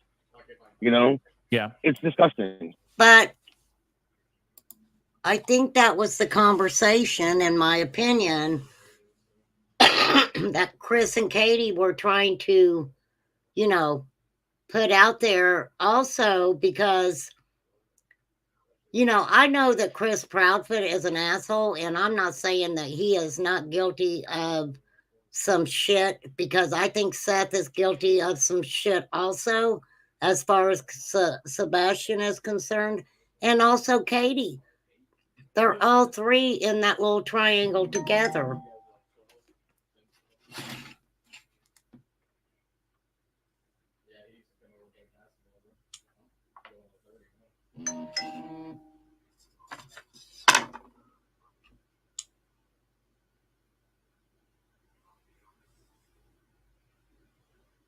I don't know what the hell that is. Okay, so But we have to remember too that Seth, in my opinion, by going on some of these channels and saying some of the things he did, put people in a position where they were going to take sides, right? They were going to take sides. The very first interview, when they asked Chris Proudfoot about the situation with the restraining order and things, as far as Katie and Seth were concerned, what did he say? That was before my time, so I'm not going to speak on it. And Katie really didn't speak on it either, right?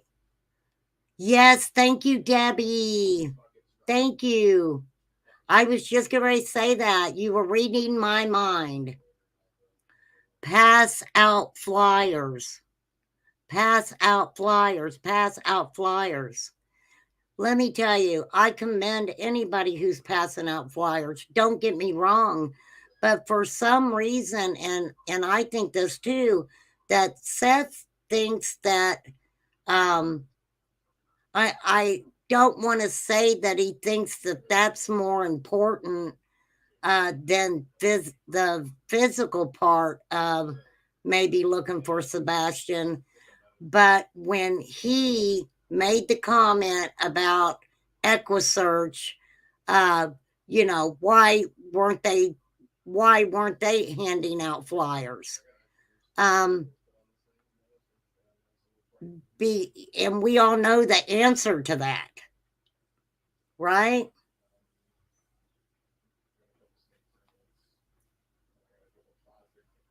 Yeah, it's bad. I'll tell you what's bad too. Let's see. Debbie also said, I'm glad Seth is doing this, but I haven't seen it out with the searchers looking, only delegating and passing out flyers. People think he's out walking miles when he's not. Yeah, I'm definitely not on Team Seth. I am not on Team Chris. I am not on Team Katie. I am on Team Sebastian. But when they do these interviews and stuff, I'm definitely going to commentate on them because it's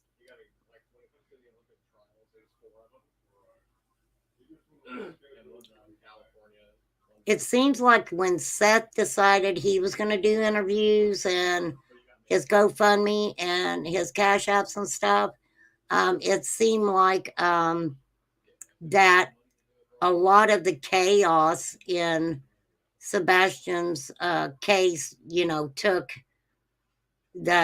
hit the gas pedal on it. And it was weird to me that he talked about being, they were all going to come together for Sebastian. But right after this, he goes on Peter Hyatt's channel, right? And yes, Katie was the last one allegedly to see Sebastian. For sure. And do I feel like that they all need to come out and speak for Sebastian? Absolutely. Absolutely. You know what? I ain't nobody. I can't tell anybody what to do or say. But the whole conversation and about what happened to Sebastian when he was younger, and the comment that Chris Proudfoot called me and said that if they found out that Sebastian was this kind of way, then they wouldn't look for him. And I'm sorry, you guys, I don't think that was that whole conversation. I really don't. I would think that the conversation was being talked about, look, they're wanting me to say all this stuff and I don't want to, because if this is said, they're automatically going to look at Sebastian a certain kind of way. And I don't want that to happen. I don't know how that could be held over Seth's head. It just didn't make any sense to me. Yeah, it was a short time after that they made this, truce. I can't find it, but it was Katie saying that Seth, AB, Sebastian, and DA in the house. Oh my God, no, you don't understand. There's a whole team, bro. Well, look. Yeah, Katie can't go out anywhere without people knowing where she's at, watching every move she's making. And let me tell you guys something. If you don't think that that is not scary to someone, and I don't care if you have a black belt in Kwai Tong chicken dough, whatever it is, that is still very scary. Very scary situation. EquiSearch really worked so hard. Yeah, they flew those drones. Oh, they did 56 ponds. I mean, we have a 15-year-old child that's missing. Yeah, absolutely. My son is missing. Katie's son is missing. Absolutely. Now, all right. But there has been a lot of groundwork over the past 50 some odd days that has been splitting the room for a little while. So what do you say about that? Because yes, you guys are joining forces, but Oh, and then you had, from my understanding, you've got a search group who was looking for Sebastian. And I'll have to say, allegedly, I don't know. And I really haven't looked up on it that much. That one underwater organization has an RSO on the team. Now, don't forget, isn't this weird, y'all? Okay, that on this team is an RSO. And then when we go back to Summer's case and a certain underwater organization gets involved, guess what? The main person for that was also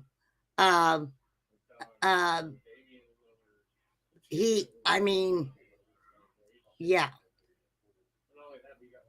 When parents are attacked via social media, they are in real danger of that one weirdo who is caught up with emotion and could cause them harm. Absolutely, Debbie. And you know what? That could happen to creators also. There are creators out there who, if they don't like you for any reason, they will do horrendous things for you. They will get you swatted. If you have children, they will call CPS. Just whatever can be done because they just don't like what somebody might have said. I can drop the link at being called out. Yeah, drop it for me, Flies. I'll pull over there.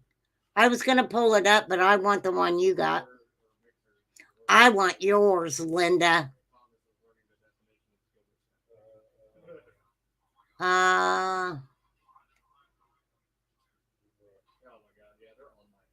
Yes, it did, May. I know it did.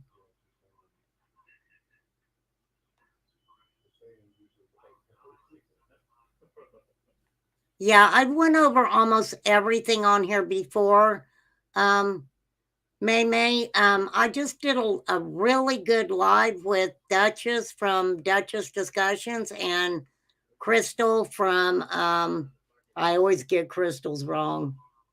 Cold Case Crystal. Did I get it right? Fly, Crystal's gonna punch me next time she sees me. Right through this monitor. She gonna punch me right in my face. Tell me, get it right. A little bit ago, it was a different tune. You see what I'm saying? So I can understand where people are feeling a little bit like, whoa, what happened here? You see what I'm saying? So what do you have to say about that? Some people may be feeling, whoa, like, whoa. Right. You know, there's a song, but I'm not There's there. a song. Is there a song there, Seth?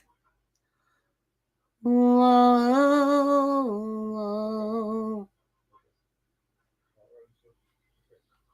whoa, whoa, whoa.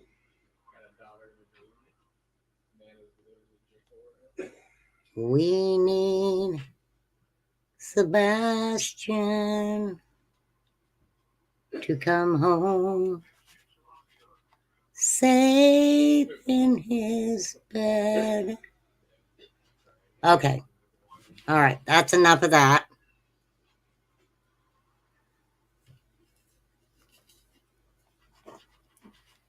We need the missing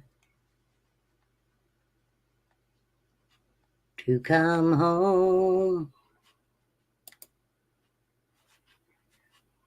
to show them. Okay. Thank you, Flies. I'm going to pull this up. Okay. I'm just getting it ready, y'all. Hang on just a second.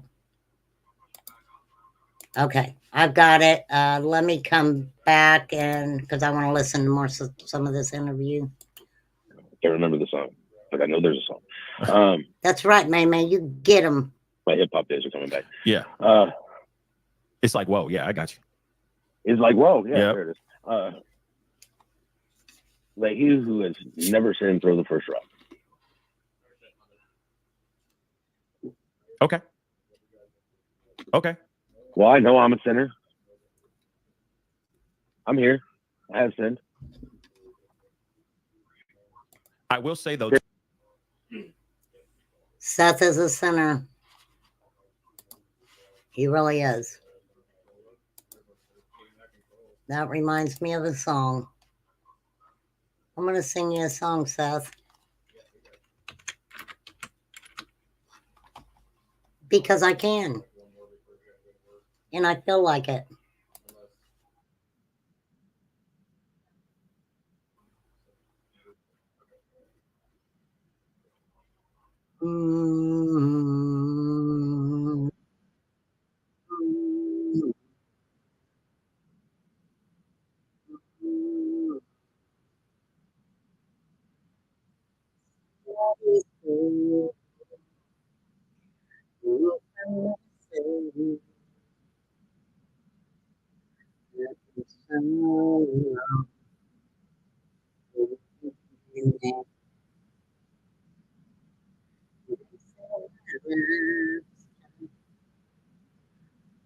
That's what I am.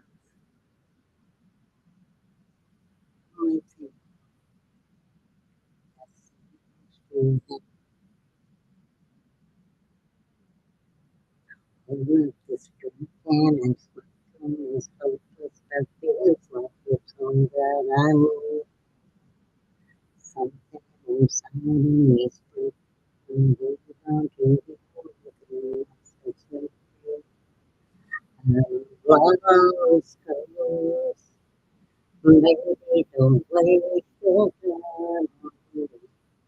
I'm so keep on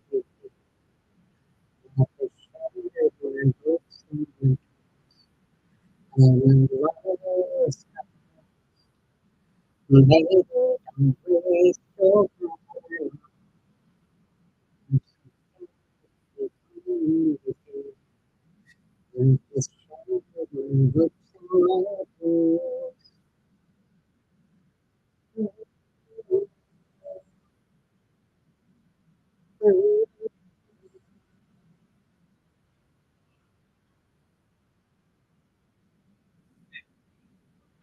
Get it, Jelly Roll.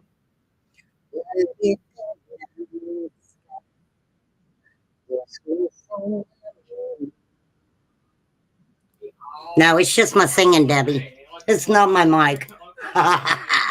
It's not my mic. It's just me. Debbie. Debbie. I didn't say I could sing. It just reminded me of a flippin' song. Right, Hazel? Okay. So,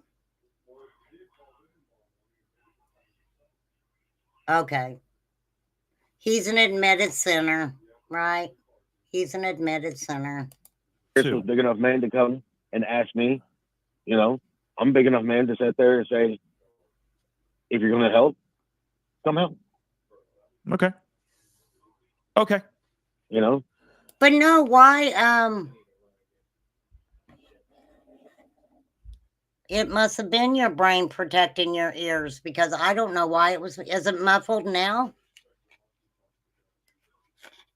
Maybe I wasn't singing it loud enough. What if Jesus said, I'm gonna mess up your mic, girl. I'm gonna mess up your mic, girl. Because I don't want everybody to go deep. Okay. So Seth is making it sound like that Chris actually came to him. Okay. Right?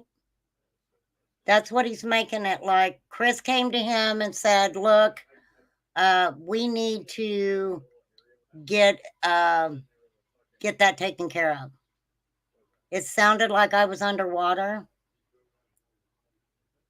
Well, I wasn't being very loud, you know. I can, Hazel. I never thought I could sing. I sang one time, okay? Of course, I was around a bunch of hazard people up in the holler. They was all a drinking, and they was playing the guitar. And I started singing, and they were like, you can't sing. And it embarrassed me so bad. I didn't sing forever. I didn't. I did not sing forever because of that. Like freaking people, bullies. They were bullies. Okay. So he's making it sound like Chris came to him to ask him to work with them. Okay. Okay. How many challenges will God give me before he gives me my son? Hopefully not many, but you also got to remember that he's here. I mean, God is present. He is there for you. Yes. And maybe, like but he's also watching to see how I react. He's True. watching to see he's watching to see if I'm going to handle the troubles that he's given me. I see what you're saying. Listen, I understand where you're coming from. He's done what he's done. Right. She has done what she has done. I have done what I have done. Nobody's perfect. You're right. You're right. And you got to We're not perfect. Right. At the same point in time, you know, we're going to hold it. But Seth, that is so kind of you to say that now, because you came out and you bashed Katie and Chris, but more so Katie.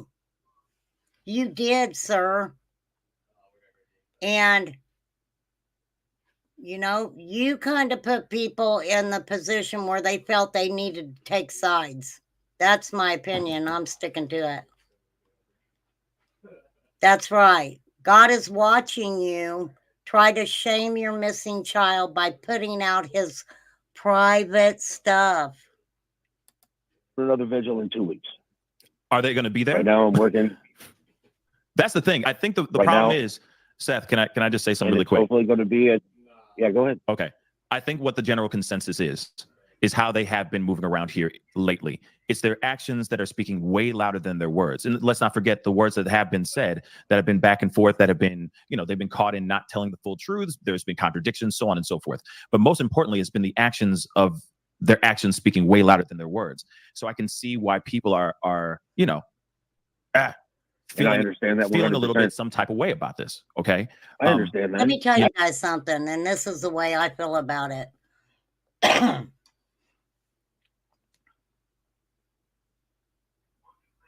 Katie was the last one to be seen with Sebastian alive that we know of.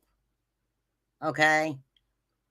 Seth, you, sir, have come on and said things that I would feel if my child was missing and you were saying those things and had people feeling like they needed to, pick sides. And don't forget the vigil that they were going to bring that demon out of Chris Proudfoot so he would tell the truth. If people cannot understand why Katie or Chris, neither one, would want to show up somewhere like that, I don't know what to tell you. I don't know what to tell you. Not being on YouTube telling everything, that's right. Actions speak louder than words, Pascal. Absolutely. They most definitely But everybody do. deserves a chance. Everyone does deserve a chance. And again, this could very well, I'm gonna be real. I'm gonna keep it really real. Let me I'm gonna keep it real too. And I like your show, the Pascal Show, but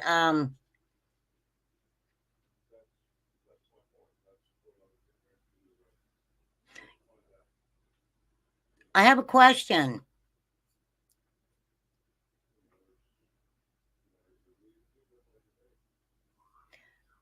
Do you really think that Katie gives a crap if you give her a second chance or not, Seth? Do you think she cares anything about you or your feelings right now? She's got a missing 15-year-old son.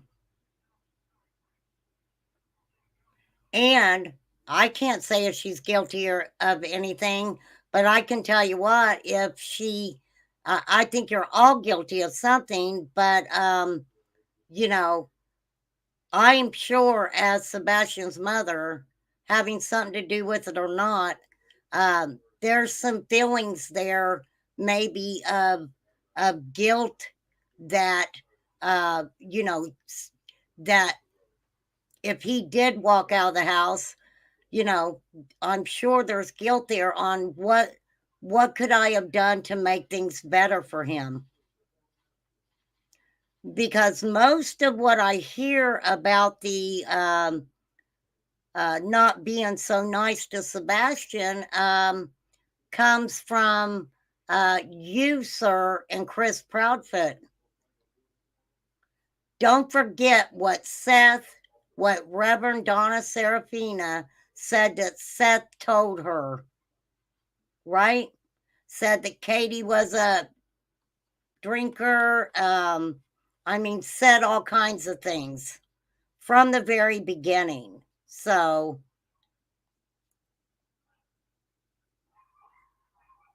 but it makes for good YouTube, right? It makes for good YouTube when you get on there and you say something like he said about his son. It makes for good YouTube, right? And good YouTube means pretty good positive outcome on Cash Apps and GoFundMe's, right? Like I said it right before you called, that this could very well be the miracle that you've been maybe looking for and hoping for. Maybe this alliance will get us closer to finding Sebastian for sure. That's without a shadow of a doubt. You see what I'm saying? So I'm really hoping. That's what I am hoping for. That's what I'm hoping for. I'm hoping that by working together, we can find Sebastian. There was two people in that house. Sebastian and Katie. Yep. Only those two people was there. If they help me try to find Sebastian, then so be it. So Seth comes on and says what he wants, right? About whatever he wants to talk about. Most of it is to, basically say things about Katie. And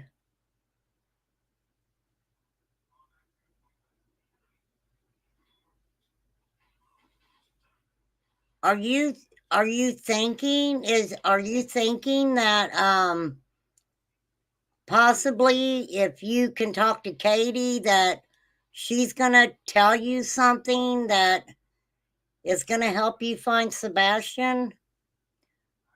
Seth was in another. I asked him if he has spoken to Katie since he was on Peter H. He said not yet.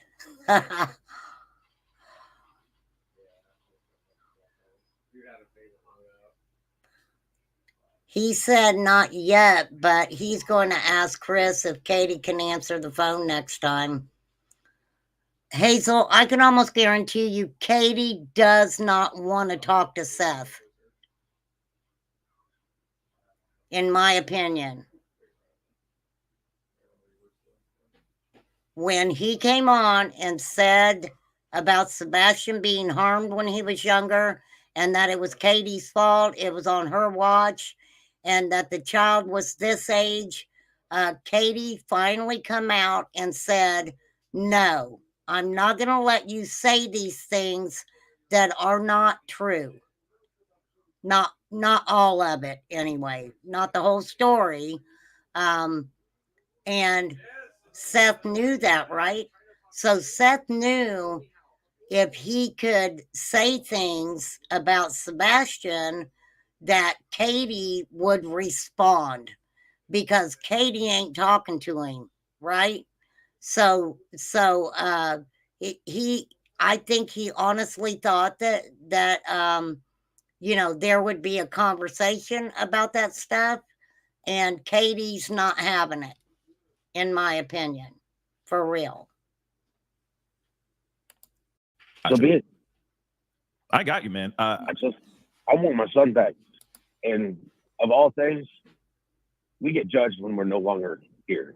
When our time has come, we will be judged. Right. Nope. WTF. I'm sorry. I love Jesus. Jesus, I love you. You know I love you, Jesus. But really, Seth, now you're going to get all religious? Really? Do you know a guy named Tim Mullins? Or Timmy Goad? Do you know that guy? He really likes Amber Alert families. This is weird. No doubt. Listen. At any point in time in this world, a person can come to the realization that maybe, just maybe, they need to change. You cannot force a person to change. Only a person can change for themselves. So who are you talking about? Are you talking about you, mister? Are you talking about you, Seth, changing? It's almost like Seth is having people look over there and not at him. Yes, there are extensive paperwork on this guy's anger issues. Yes, Debbie, absolutely. So is he saying that he's needing to change, or is he putting that on Katie too? Katie needs to change. Those are facts. I will say this, though. I mean, at the end of the day, I pray. If all day, okay, just to make it today, I say we pray. But I think it's very important that, yes, if it means that you have to set aside your differences and this alliance does what it does, I guess everybody will be watching, right? And hoping and praying that this turns into something that's productive, not only just for yourself, that relieves some of this tension off of you as well. But he's been talking to Chris the whole time. Chris and Seth have been talking to each other the whole time until Chris got angry about the GoFundMes and stuff. That was the problem, right? That's where they start clashing after a GoFundMe and Cash Apps were put up. So, yeah, right? Well, but also helps find Sebastian for sure. But I think at the end of the day, it was I think at the end of the day, it is really just how the message was sent out there. And I get what you're saying now. You know, you've clarified a good portion of that. And hopefully the court of public opinion will be okay with it, and they'll be able to move on. And we'll, I've moved on. I know where you're coming from. I absolutely understand where you're coming from, for sure. But I know that there's people that feel some type of way. What Justin waited to show at the very end was what I actually had stated before that. Hey, Jenny. Which was me telling everybody, I appreciate everybody who showed up. I appreciate everybody who was helping. I really do. I appreciate it 100%. I appreciate it. And let me say this. The picture that was going around that, oh my gosh, Katie and Chris, they're out looking for a new motorcycle. How dare they be out looking for a motorcycle? From my understanding, they were there, okay, to try to see if they could have a bike rally where bikers got together and they did a ride for Sebastian. I can see that. They were avid motorcycle people. So if that's what Chris and Katie were doing at that bike shop, more power to them. Girl, I know, $25,000 in his pocket, in Seth's pocket. And don't forget, I think people forget that Katie was paying Seth, right? Katie was giving Seth money. From what I understand, I could be wrong. But see, I kept asking the question, exactly how long was how long did Seth, how long was he in California after Chris and Katie or Katie moved to Tennessee? How long had it been before Seth moved to Tennessee, right? Wouldn't Seth get paid family leave for working for the county? I've heard, some people think so, and then some people aren't so sure about that. So I really don't know, Debbie, if he got paid family leave or not. If that was the case, then I would think that that's 3 months. Family leave is like 3 or 4 months, right?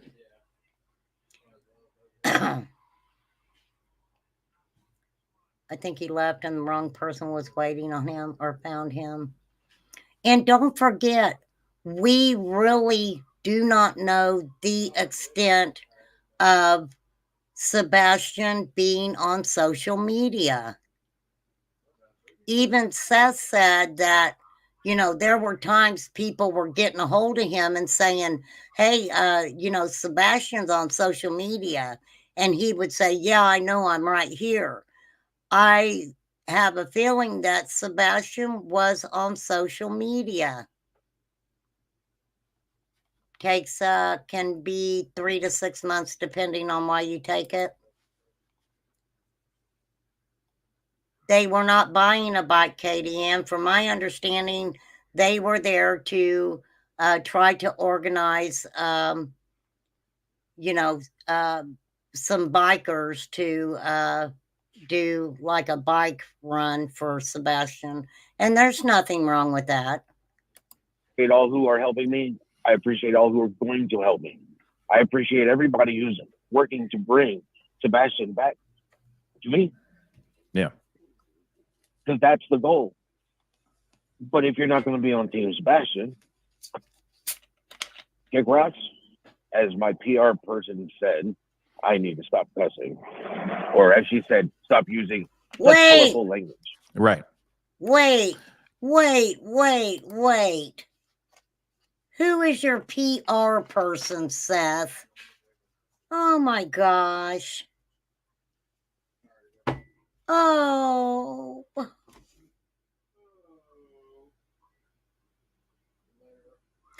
That song fits you about right, Seth. I don't know. If I sing it again, I'll probably be muffled.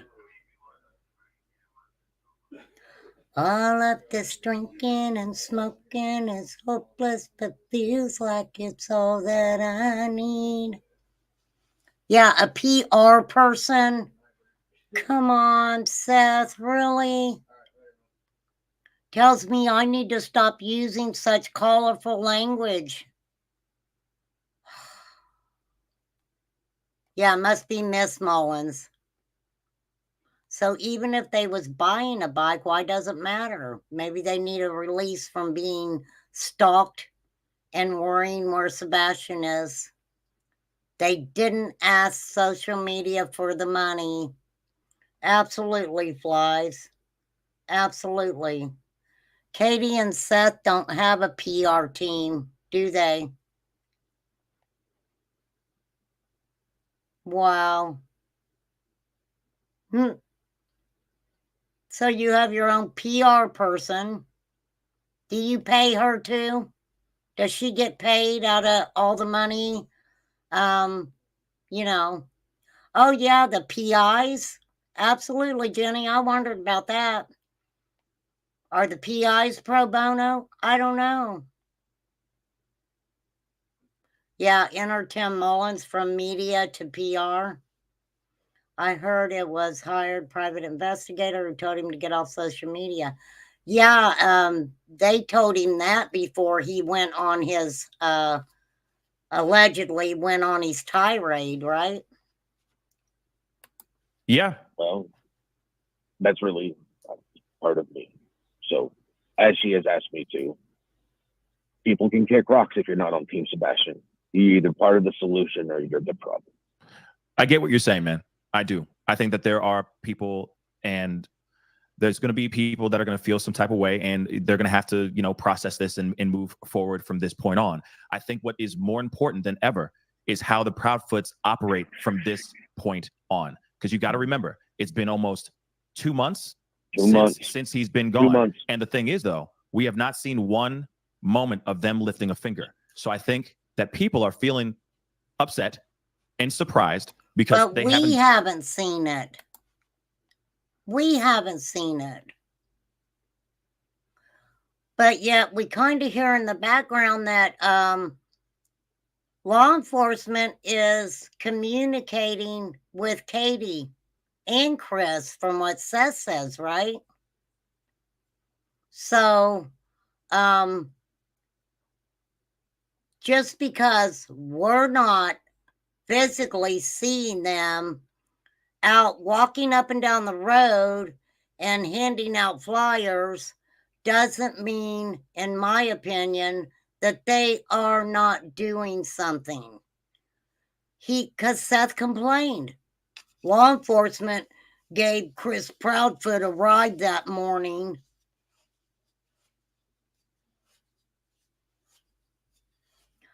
But how long was Sebastian with Chris and Katie while you were still in California? What was that time frame there that you had not seen Sebastian at all? From my view, a narcissist, they crave the attention. What I've read on set, yeah, he is. I can tell he's a narcissist. Chris Proudfoot is a narcissist, right? Done anything out here. You've been doing a lot of the heavy lifting and a lot of the speaking for the most part.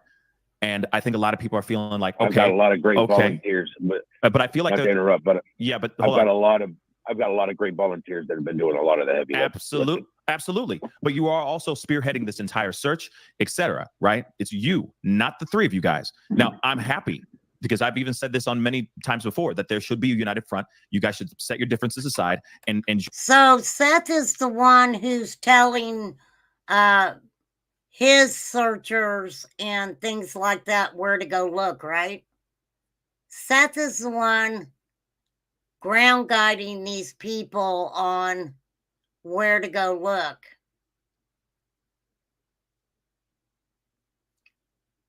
And thank goodness there are people in the world like that. But how many people who are out there searching is actually speaking with law enforcement, and law enforcement may be ground guiding people to certain areas, right? Yeah, his volunteers.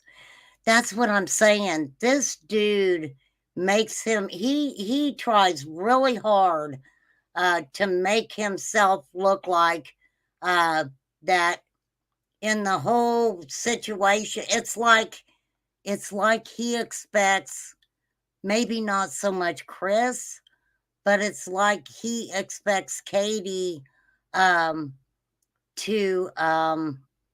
you know, that he'll forgive her. And I don't think Katie's talking to him.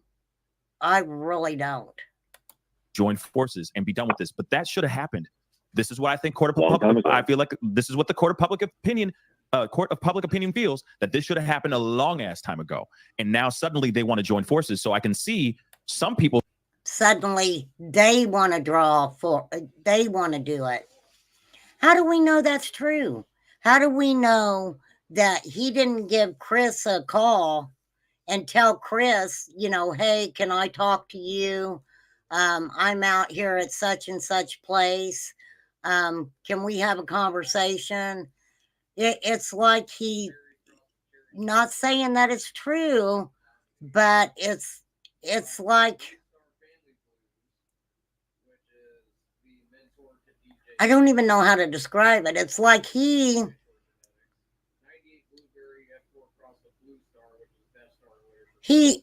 acting like that.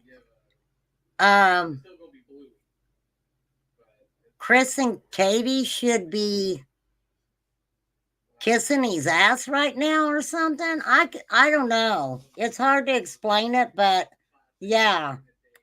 Well, side-eyeing this movement as some sort of tactic because they realize how bad they are looking out here in these streets. So, we join with the good side. We join with the Rogers, where everyone is standing in solidarity and rooting him on. If we get with him, we'll be under the same positive light now. You see what I'm saying? So I could see where some people are looking at this and going, they're going to use Seth. They're using him, man. They're using him, bro. I agree. Some people are going to look at that, but what I'm looking at is the fact that I'm always under scrutiny. Yeah. What they need to realize. Wait. So there's people who think that Chris is trying to get along with Seth to make him look better, to make him and Katie look better.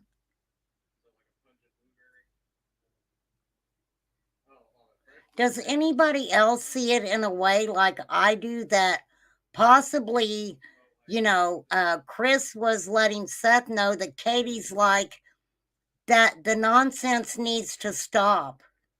Okay? The nonsense needs to stop. Don't forget the conversation. Don't forget the conversation from the very beginning about money. About money. And Jenny, you got to remember, if law enforcement was not talking to this man, if they were not talking to Seth, they had a reason for not talking to him. And my opinion went to a lot of the YouTubers. Yeah, putting two narcissists together, no, that ain't going well at all. As if they're joining this team, they're going to be under scrutiny as well. It's not going to stop just because they're on. They're it's going to double down. It's hard work. It's boots on the ground. It's speaking for Sebastian, not speaking down about Sebastian.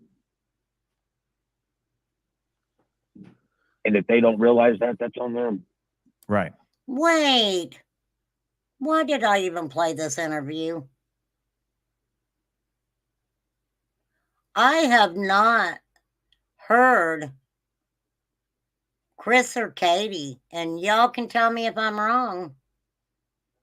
I have not heard them put Sebastian down on any YouTube channel.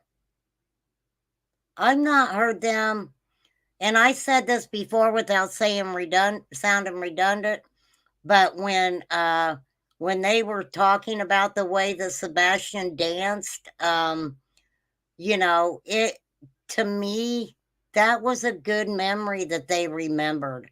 It was something that they all laughed about.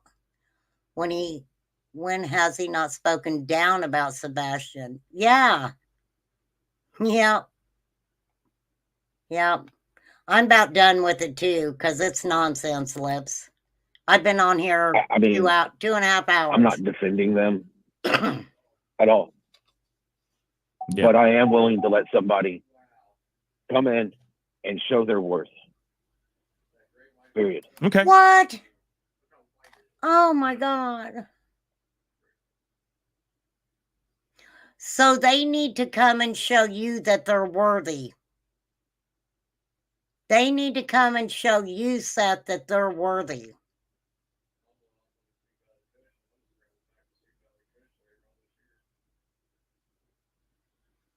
Were they worthy enough when they basically, from my understanding, financed you moving to Tennessee?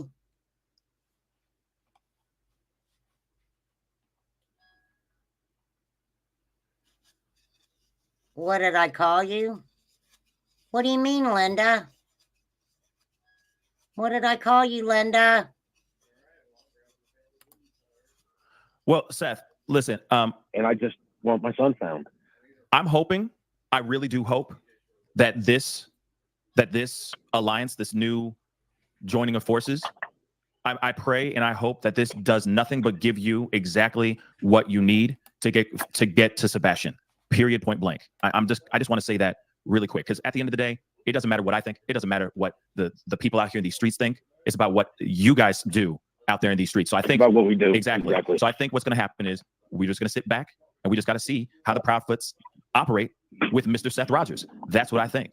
I hope that this works. I hope that this works out, and I hope that this is not an opportunity for them to get back in the good graces of the streets. I'm gonna be real. Really? I called you an L name, but it wasn't Linda. What did I call you? I called you an L name, but it wasn't Linda.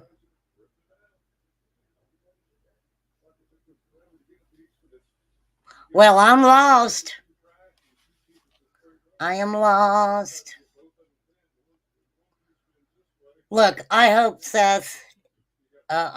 Sebastian Rogers is found. You know, I don't understand why. Oh, did I call you that? Oh my gosh, I am sorry. I don't even know why I would call you that. My mind must be going to freaking mush, because I apologize for that, girl. Girl, I apologize for that.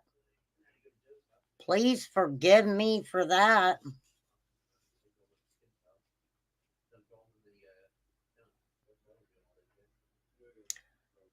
You know, Seth needs to realize that nobody owes him anything. Nobody owes him anything.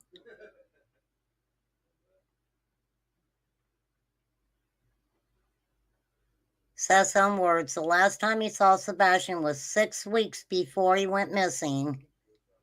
Also, he does not have to pay child support, and they haven't spoke bad about him. Who's worthy? Okay, so he hadn't seen Sebastian 6 weeks before he went missing. Right? And then we heard, which, you know, Katie says I got to say, it was hearsay because it came to me that Katie said it. So I do believe it was said. Made a comment that she really didn't say anything about what happened at Seth's house with Sebastian because it wasn't her place to say anything about how or what was done to Sebastian at Seth's house. Then it was also put out there that when Seth would work and he had Sebastian, Sebastian would stay by himself. Now, I'm sorry, but if you think that your 15-year-old son has disabilities, that his mentality is that of a 10-year-old child, why would you leave that child home by himself? I would think that Seth would have to make sure that Sebastian had a phone, right? You would think that Sebastian would have to have a way of getting a hold of someone, right?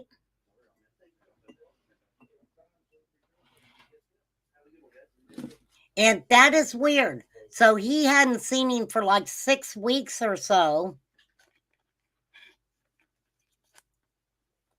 But the weekend that he has him, he just happens to have to work. Right? Now, allegedly, they've got him working. He's at work, allegedly.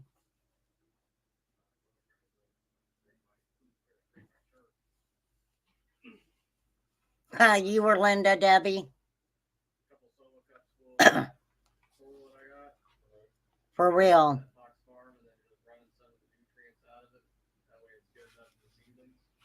I don't even know why I was even thinking that name, to be honest with you, if that came out of my mouth. For real. Okay. I've ran off my mouth for 2.5 hours, so I do want to say a couple things about Shade Robinson. And I'm not going to get political or anything, but and I am going to talk about this. I think it's a topic that we need to talk about and needs to be discussed. I'm not going to get into a lot of it today. Hang on, I got to pull this picture up. Doggone it. Well, that's not even our whole picture. Okay, hang on.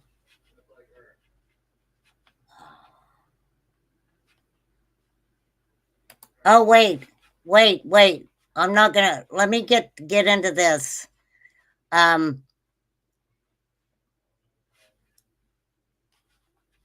Okay, this is, and I'm gonna put this on fast speed, but this is someone named Cooper's Amputee Lifestyle, and he's talking about the individuals called Brothers Underwater Discovery, and he's going to tell us a little bit about what he knows about these individuals. Now, these are individuals that are was helping to find Sebastian.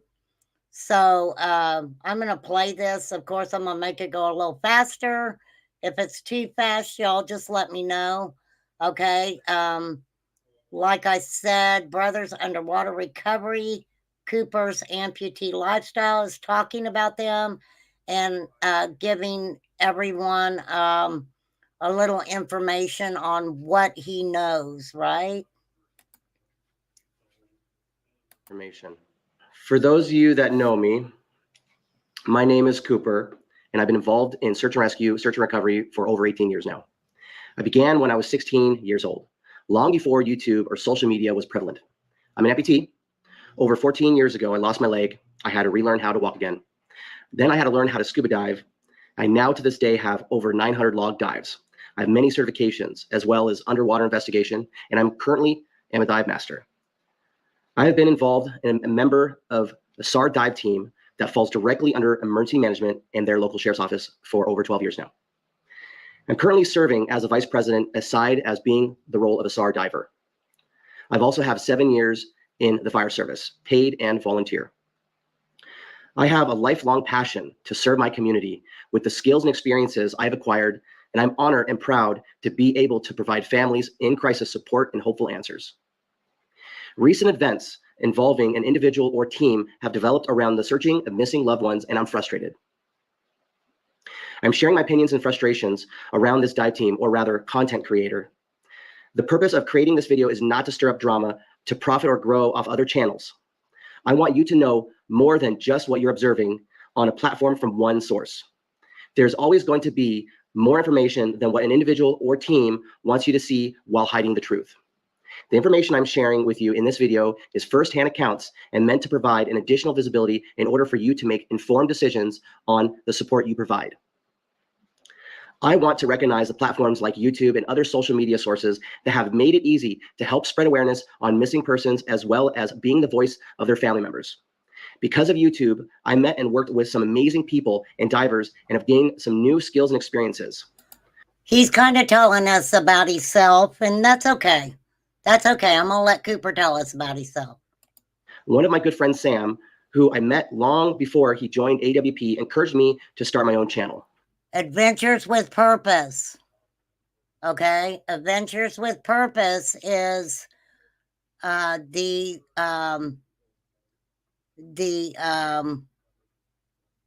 big kahuna was taken to court for R-ing his cousin. Okay? I have seen firsthand the passion some of these teams and individuals that truly want to help families. But I've also met some that are providing services while no moral compass and compromising families in duress. These families are experiencing one of the lowest points in their lives and are very vulnerable. And I think he's talking about Adventures with Purpose here, because Jared always would, you know, if they found a loved one in a recovery vehicle, you know, that they would recover, they would put the camera right in their faces. And yeah, it wasn't a good look, I didn't think. One of the individuals that I'm referring to is Ronnie from Brothers Underwater Recovery. At first, I had the impression that he really wanted to help others. When he was on his own, I was under the impression that he didn't click with other divers due to personality conflicts. I felt bad and wanted to support him. I even mailed him a care package to help motivate him to go out and do some good in this world. A year ago in March, myself along with another friend that I have made on this platform, Lee, the Aqua Adventurer, were scheduled to help Ronnie with his March mission. In January of 2023, Lee told me that a subscriber supporter of Ronnie bought him a plane ticket to the States to help Ronnie with his mission searching bodies of water for missing loved ones. Lee was excited for this partnership and experience he would gain and take back to Northern Ireland the process of searching bodies of water. Lee suggested I come out and visit with him and Ronnie while he was in the States. I proceeded to reach out to Ronnie since he was in charge to offer my services as a SAR diver since I have training and experience. We talked briefly from time to time as I was trying to learn more about the mission and more about Ronnie, which was very little to nothing. At that point in time, I learned that the only name that Ronnie prefers to go by is his first name. I was under the impression when I later learned that his last name was Wagner, W-A-G-N-E-R. As the March mission details firmed up, there was going to be like at least 4 divers, including Trey from Narc Divers. I agreed to a live stream on my channel introducing the March mission for Ronnie so he could raise money to go out and help these families. I proceeded to— Okay, that's Ronnie right there. In the bottom left-hand corner. That's Ronnie. Ronnie. To request the time off from work and purchased plane tickets for myself. The very evening after the live stream took place on my channel, I received a Facebook message, then call from a viewer, acquaintance in Florida, warning me about Ronnie. He asked me if I knew Ronnie's full name, and I said yes. He's Ronnie Wagner from Illinois. I did a Google search and found nothing. He had also added me on social media, but his name on his social media page was his dog, Burr Rex. The other page that he had was Brothers Underwater Recovery. I didn't see his full name on those pages. The viewer from Florida who contacted me said no. His real name is Ronnie Dale Wagoner, spelled Wagoner.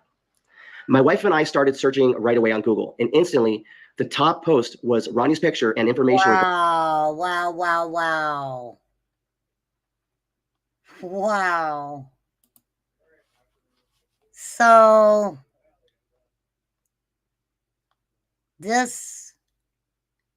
he is a RSO.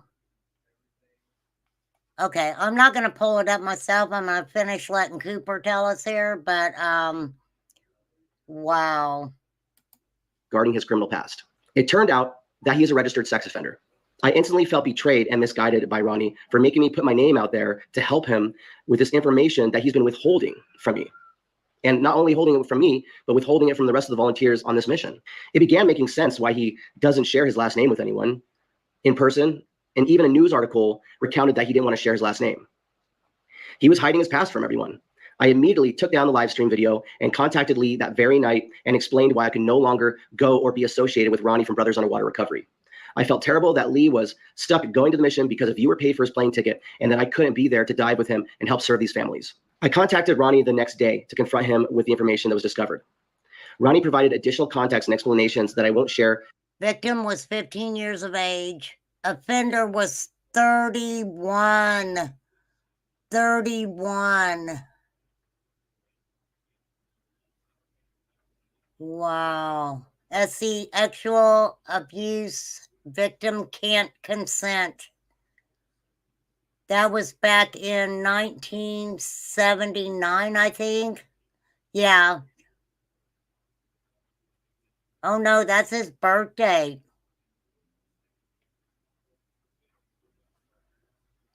But yeah, she was 15, he was 31.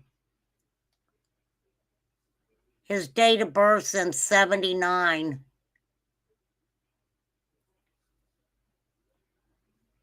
No, wait a minute. Wait. Maybe that's another one. That says 8/14/62.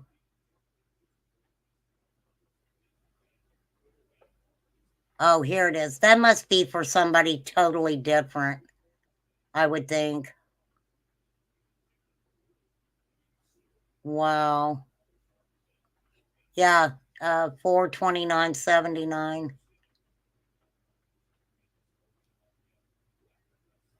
He's only 5 foot tall. That dude's short. He's as short as me. But reiterated he was innocent. It should be known that he actually pled guilty. They're all innocent. And in my mind, if you're innocent, you don't plead guilty, no matter what, because you know the truth. I would also state that the very educated and highly trained individuals that investigate these crimes found enough evidence beyond a reasonable doubt that he committed these crimes. I explained to Ronnie why I could no longer support his mission for personal and professional reasons. After that conversation, a few days later, I talked with Jacob from Chaos Divers. I explained that I felt misled for trusting Ronnie and didn't know what to do. Jacob reached out to me and told me to continue flying out there and that he would welcome me to join them in searching for missing persons and helping families. I had great experience working with Chaos Divers and was able to continue networking and building relationships with some highly trained and experienced search and rescue divers. Good, Cooper. Good for you, Cooper. Yeah, that's not good. Now, let me ask you guys this question. Knowing that she was 15, I'm assuming it was a girl, right? No, it's 79 was his birthday, is when he was born, Debbie, right?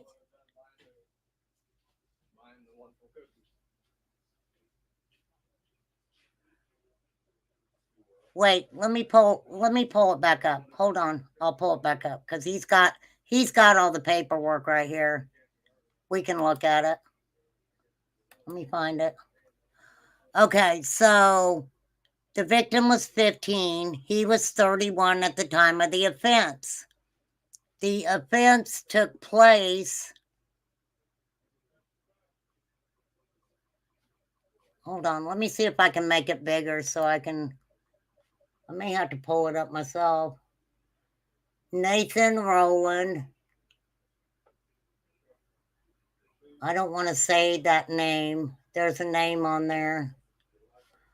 Let me see if I can pull these up where I can read them.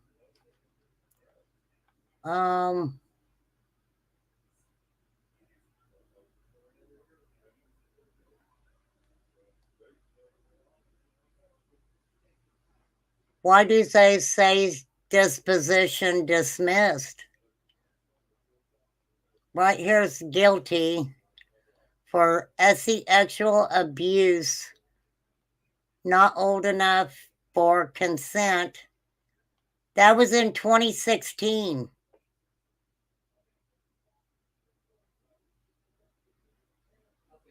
So that was 8 years ago.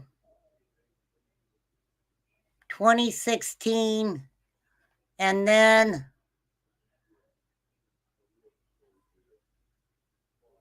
in 2019, he had a status hearing for termination of probation, and it was granted.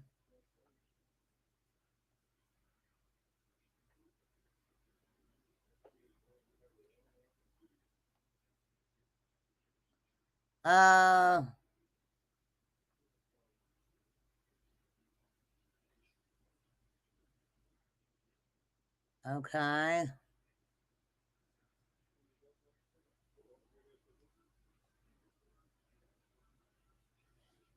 And a bunch of fines.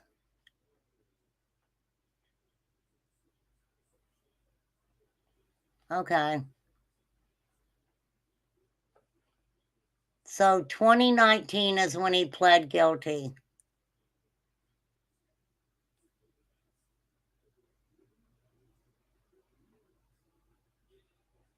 And 2019 was when his status hearing was for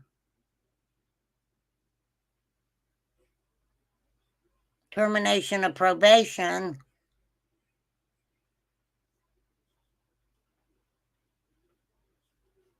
But right down here it says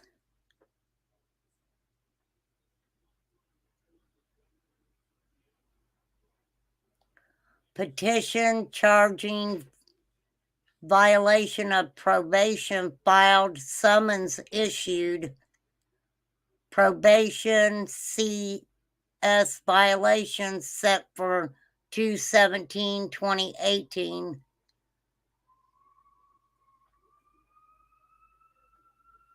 Okay, that's weird, right?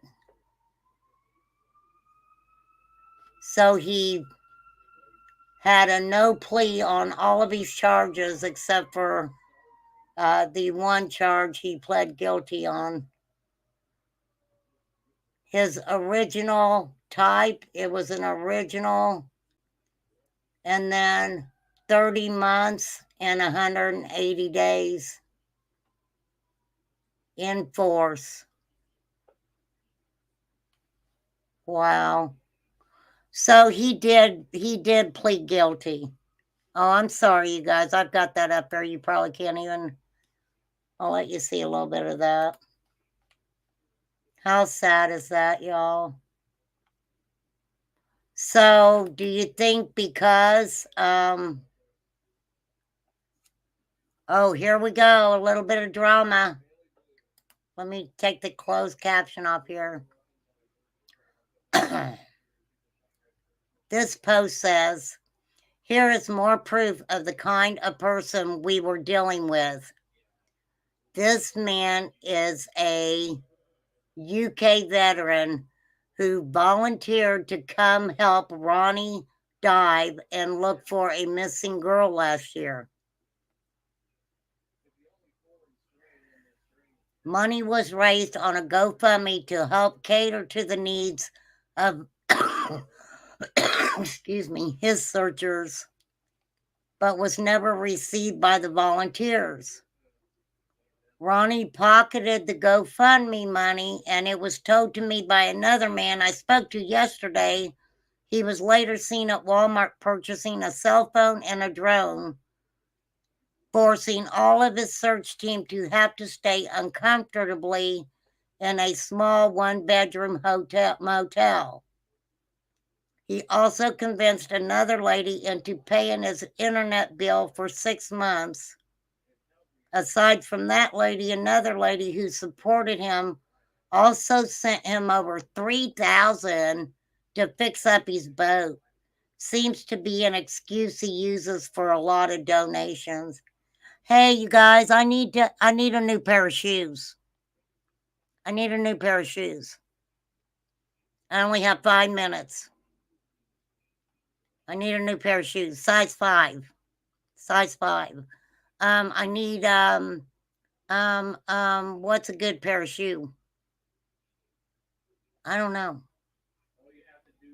So Ronnie said you had that donation from Jared's mother when we were all together down at the Dress Plaza for Elaine's vigil. How could you not have turned that over to the family?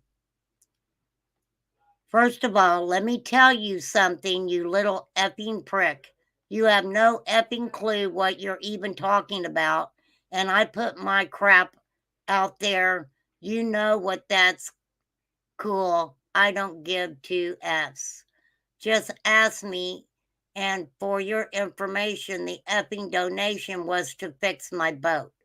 Oh, so they're busting each other out. Justify it any way you want to. We know the truth. Every law enforcement agency you show up to do searches for will know your truth also. You're profiting from people in distress. Will end soon enough. Wow.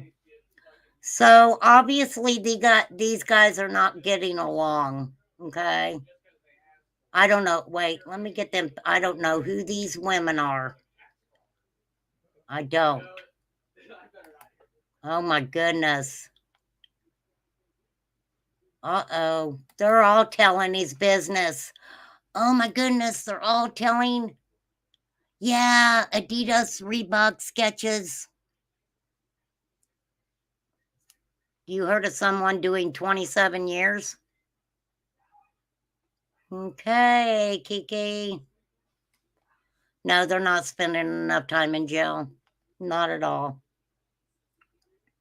When he stopped being benefited, he like fell off the earth. He deleted us off social media, took our numbers out of his phone. He doesn't call, but nothing. These families that they've taken advantage of and said that they needed. Because I'm gonna tell you one thing: when he told Tammy that his boat was messed up and he needed help and blah blah blah, and she sent him that money, his boat was long tore up before that.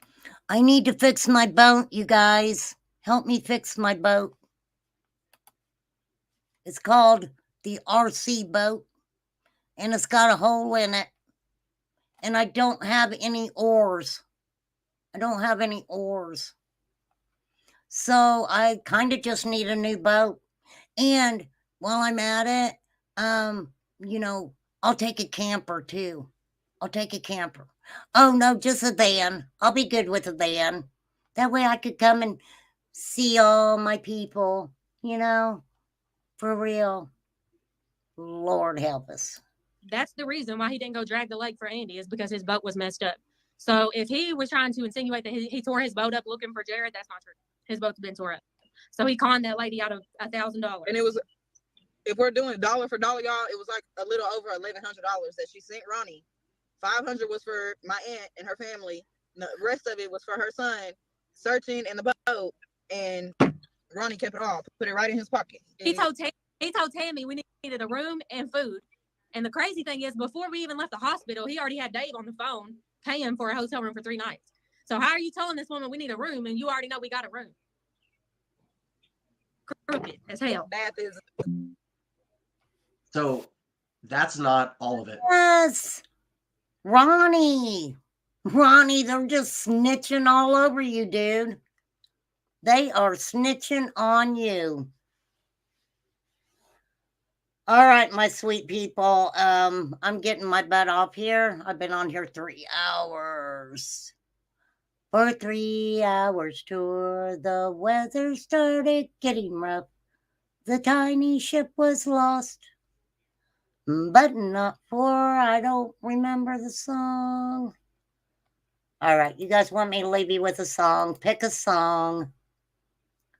Pick a song, but just make sure that it's a good one. One that I know. One that I know.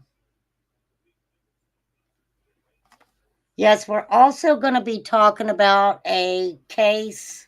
The child's name is Roman, baby Roman. So I got to pull up the information about baby Roman, and we will talk about that. Also, tomorrow I am going to definitely talk about Sade and how it seems that the age that some law enforcement use, like as a table, not to necessarily contact, local news stations and things like that, seem a little bit low. We'll be talking about that too. For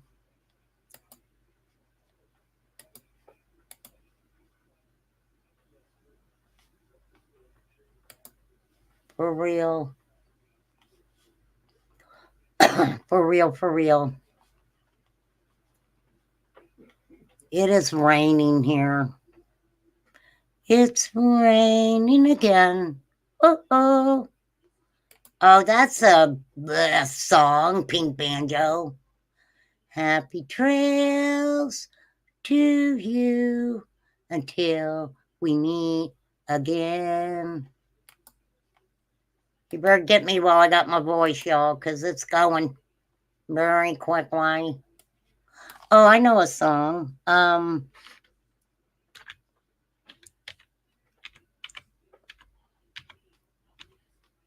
This is one of my favorite songs.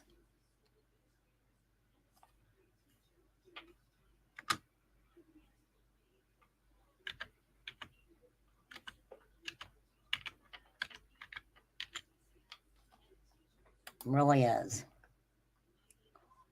Really is one of my favorite songs. I will try to sing it, and then I'm getting my ass off here. I started.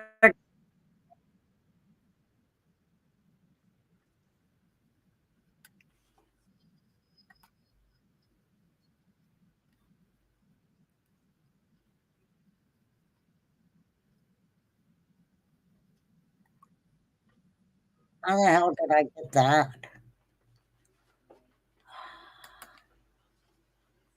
Ha! This is a song. This song is freaking hard to sing, but I love it. I love the song.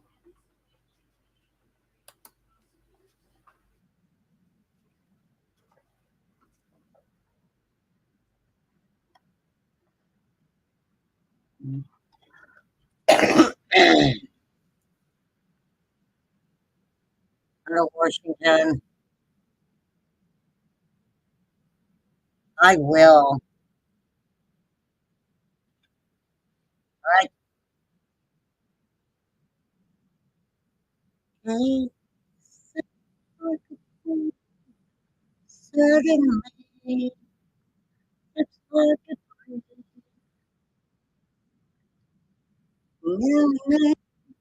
I get insecure from all the pain. I'm so ashamed. Beautiful, no matter what they say. Words can bring me down. Oh, beautiful, everything Too hot. I gotta tone it down. Don't you bring me down today.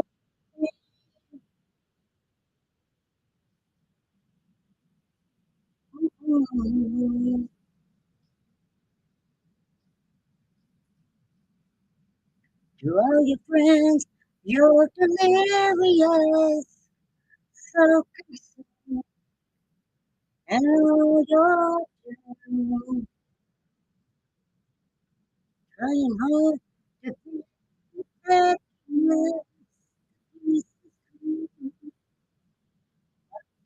undone. 'Cause you are beautiful, no matter what they say. Words can bring you down. 'Cause you are beautiful in every single way. Bring you down. So don't you bring me down today. No matter what you do, no matter what we say.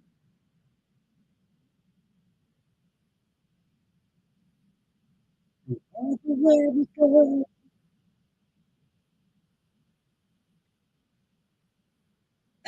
always. 'Cause you are beautiful, no matter what they say. Words bring me down.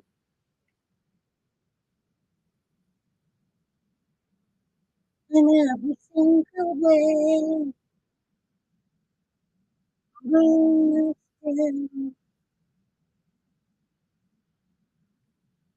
Don't you bring me down today. Love you, Christina. Sorry I butchered you, girl. I butchered Christina Aguilera's song. It was quite high. I was hitting the note.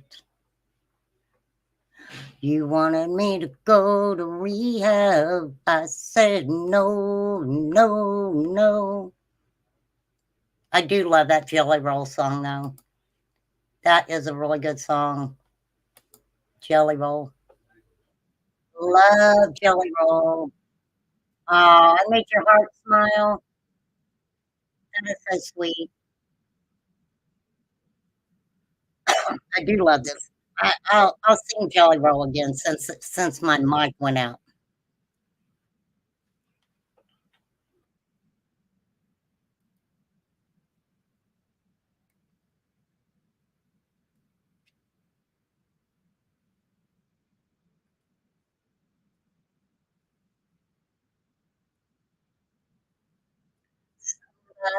Somebody save me from myself. I've been so long. Say my love, I throw my hand up.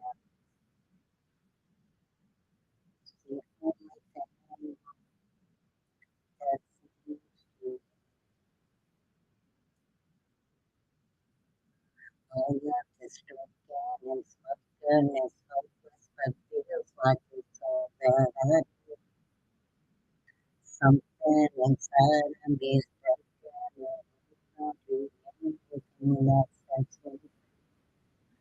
I'm a lost cause. Baby, don't waste your time.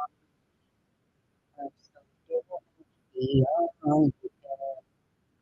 Like a shattered my hopes and my dreams. I'm a lost cause. Baby, don't waste your time. I'm so beyond repair. Like a shattered my hopes and my dreams. Ooh. Everybody sing it.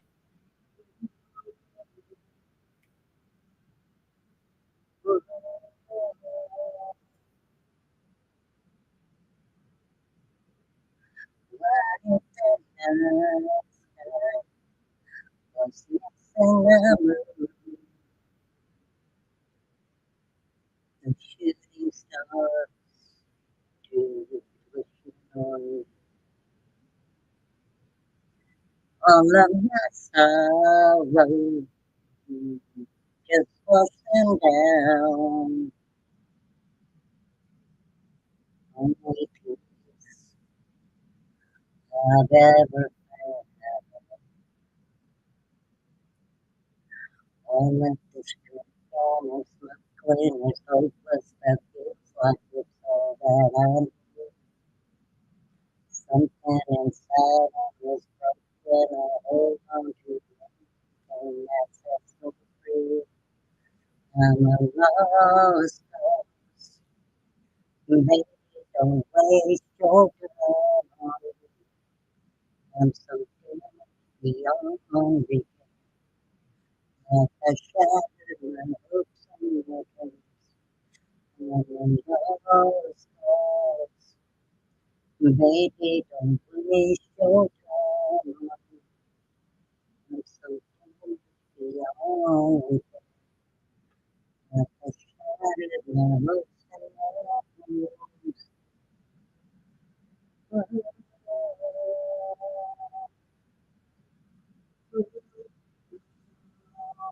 Thanks, Jelly.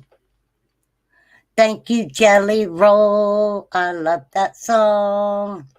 All right, I'm getting my ass off here because I said I was. So you guys have a great afternoon. Like I said, it's raining here, or evening, I should say. Oh, Blackbird.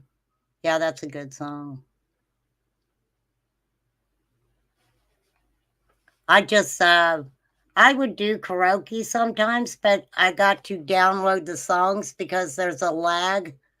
There's a lag between StreamYard and YouTube, right? So it's really messed up. But I promise I'm gonna change my description and my title because I did not talk about Sade like I wanted to, Sade Robinson. I will be talking about her tomorrow for sure. I'm going to check out this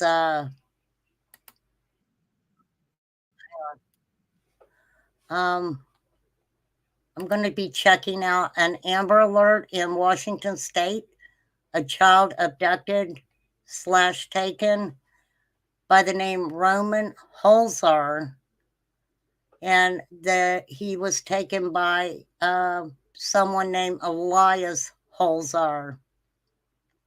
Roman is only 1 year old. 1 year old. So I will do my due diligence on this tonight.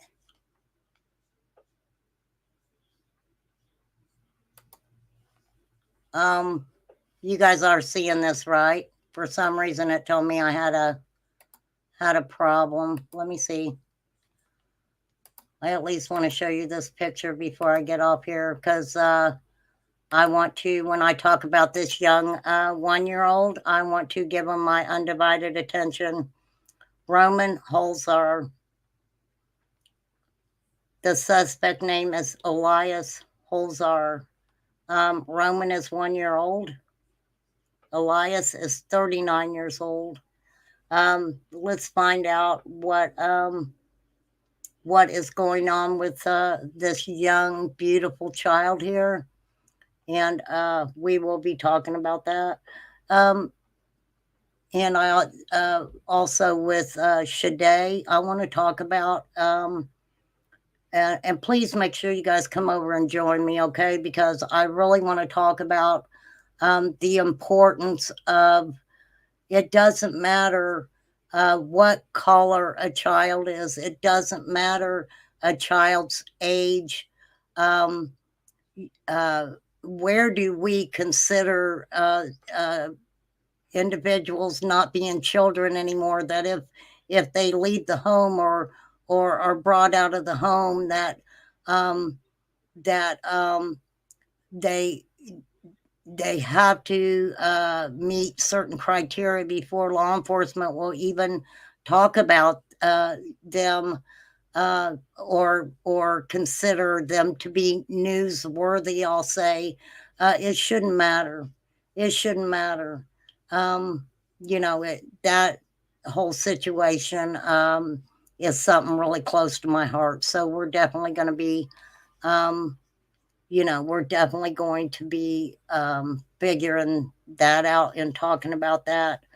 And I think that's very important with the Shade Robinson case. And, we did find out, I think Cat's Eye was the one. Somebody told me, I can't remember exactly. I think it was Cat's Eye that told me about another little missing 15-year-old girl from that area.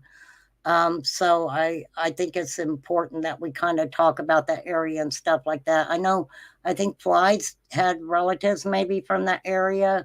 And then Matthew, silly AF, had come into chat and mentioned that he knew that area also. So I don't know if I'll see Matthew, but maybe he'll come over and talk to us and give us an idea maybe about what he knows about the area. So Matthew, if you're listening, you're available. I go live tomorrow. Please feel free to come up and kind of give us an idea of that area and stuff like that. So for sure, we'll be talking about that. So, but of course, y'all know me. I definitely research. I dig through research, and sometimes I get so much that I overwhelm myself. I don't know if that makes any sense, but that does happen to me. I start checking into. I start checking into stuff, and sometimes I just have so much on what I want to talk about, and I have to learn how to slow that down a little bit and split that up and realize that, if I have to do a part 2 on something, I just have to do a part 2 on that. So, all right, you guys had to listen to my singing. I will get my butt off here. Thank you, mods. Thank you, Flies. Thank you, Sassian.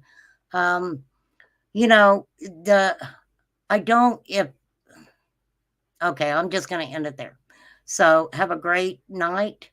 And please remember, if any missing child or even any missing adults, I think it's so imperative to know the facts, to try to keep up with the facts. And like I said, even if you watch a drama channel or something and they're talking about, something, just kind of skip through the name calling or the arguing or whatever's going on and just skip through that part. And, every creator puts out good information. I think you just have to go past what you feel is important to you. And if something's being said that you don't think is relevant to what information you're needing, then just bypass it. It doesn't mean that you have to not like a creator or something like that. Creators create, for sure. Creators create. I always try to remember that. And I do also try to remember that some things are done for entertainment purposes on YouTube. And I keep that in mind a lot now. I just try to realize that, yes, a lot of channels even say that, their content is for entertainment purposes, and that's exactly what they're doing, right? I didn't forget about her. I was going to tell her. I do appreciate wee Scottish Mole. I appreciate her. I know she's, far, far away from us, and I know that, her time frame and stuff like that. is totally different. So I just don't want anybody to take it personal if they don't see a blue wrench by their name. I mean, the mods that I have now, I'm going to keep them. I just, thought that we had a couple extra that, I knew that I adore Miss Justice, and I don't want her to think that I don't. I just knew that, she, like she said, she's up all night and sometimes, doesn't get to sleep till very late. And I don't want her to feel like she's obligated when I come on here at 9 or 10 o'clock in the morning. I don't want her to feel like she's obligated to come in here and be. I mean, I adore her. I hope she stays a sub to my channel, and I hope she comes into my chat and feels super welcome to do that because I do adore her. But she's up late, and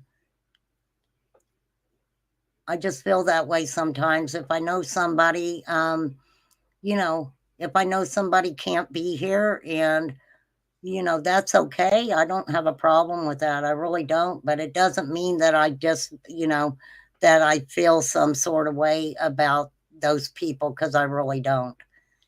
I really don't. And right now, I mean, oh, well, we got to celebrate tomorrow. I just got 1,500 subs, you guys.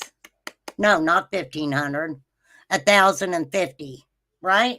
How many I got? How many subs I got? I don't know. I thought it was 1,050. I think I just hit 1,050 subs. Isn't that something? Little old me with the low budget channel. I'm proud of myself, and I'm proud of you guys because you guys have helped me do it. So, and I still owe you a fun day. Okay, we're still gonna have a fun day because I know this live. You guys know me. Sometimes my shit's all over the place. It's like, oh wait a minute, she talking about this. Oh wait a minute, yeah, 1.5. No, it's not 1,500. It's a. Is it 1.5 thousand? Yeah. I mean, last time I hadn't even looked. It had been a while since I even freaking looked. 1.5 thousand. That's how many? 1.5. Girl, I know it ain't 1,500 because I dang sure ain't even at that yet. For real. Thank you, Karen with C. All right, I'm getting off here because I could talk to you guys all day, and I cannot do that. I got to go in there and check on my man. He wasn't feeling well this morning. Check on him. And my puppy's not doing good either. Why does it seem like when one thing happens, 50,000 other things happen too? It's like it really gives me a headache. It really does.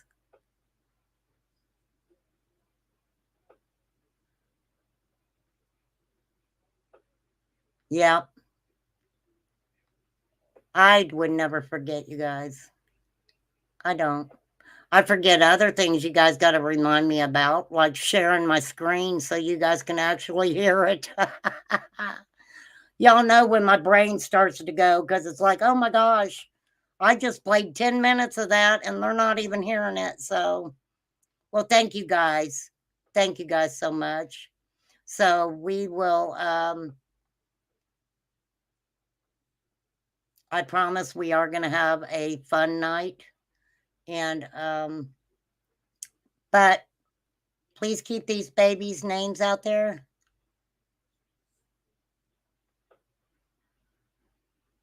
Is it? Where's my freaking calculator? Hang on, I'm gonna find out. Cause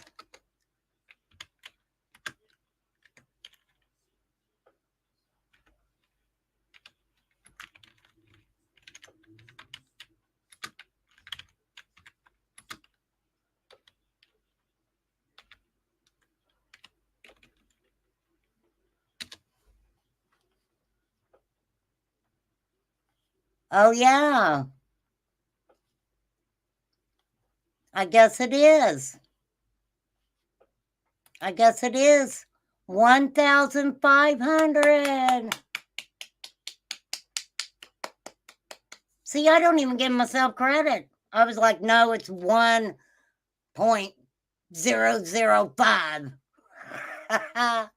That's so cool. Yes, we're going to celebrate that. We are. What is tomorrow? Let's see, today's Tuesday. How about we do a Wild Wednesday? Let's do a Wild Wednesday. And we're going to celebrate.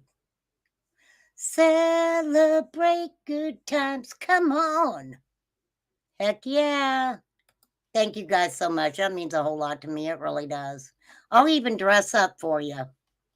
I'll put my makeup on, do my hair, put on a nice shirt. We'll look real professional. And then we'll 420 it. And if you guys want to drink during the day, you're more than welcome. But we're going to have a Wild Wednesday tomorrow. Every day here is wild. That's about the truth, ain't it, Debbie? But I am going to try to pull up some of the best stuff I've ever pulled up before. I am going to do it right for us. All right. I got to get off here. Peace out. Thank you all so much. I appreciate you so much. I adore you all. Thank you all for being respectful in chat. Trolls, I don't know what to tell you. Okay. I don't know. You guys were really weird in what you were saying, and you know, kind of silly, but whatever. For sure. I will wait till you get in. I will do it at 4 o'clock. How about I do it at 4 o'clock? That's in the afternoon. That way I can do it. And then if everybody wants to go have dinner, they can go have dinner, you know, whatever. So, and I will try to pull up some of the best stuff I've ever pulled up before. Whoop, whoop. Let's do it. Let's do it. All right. I appreciate you guys. Bye. Bye. See you later.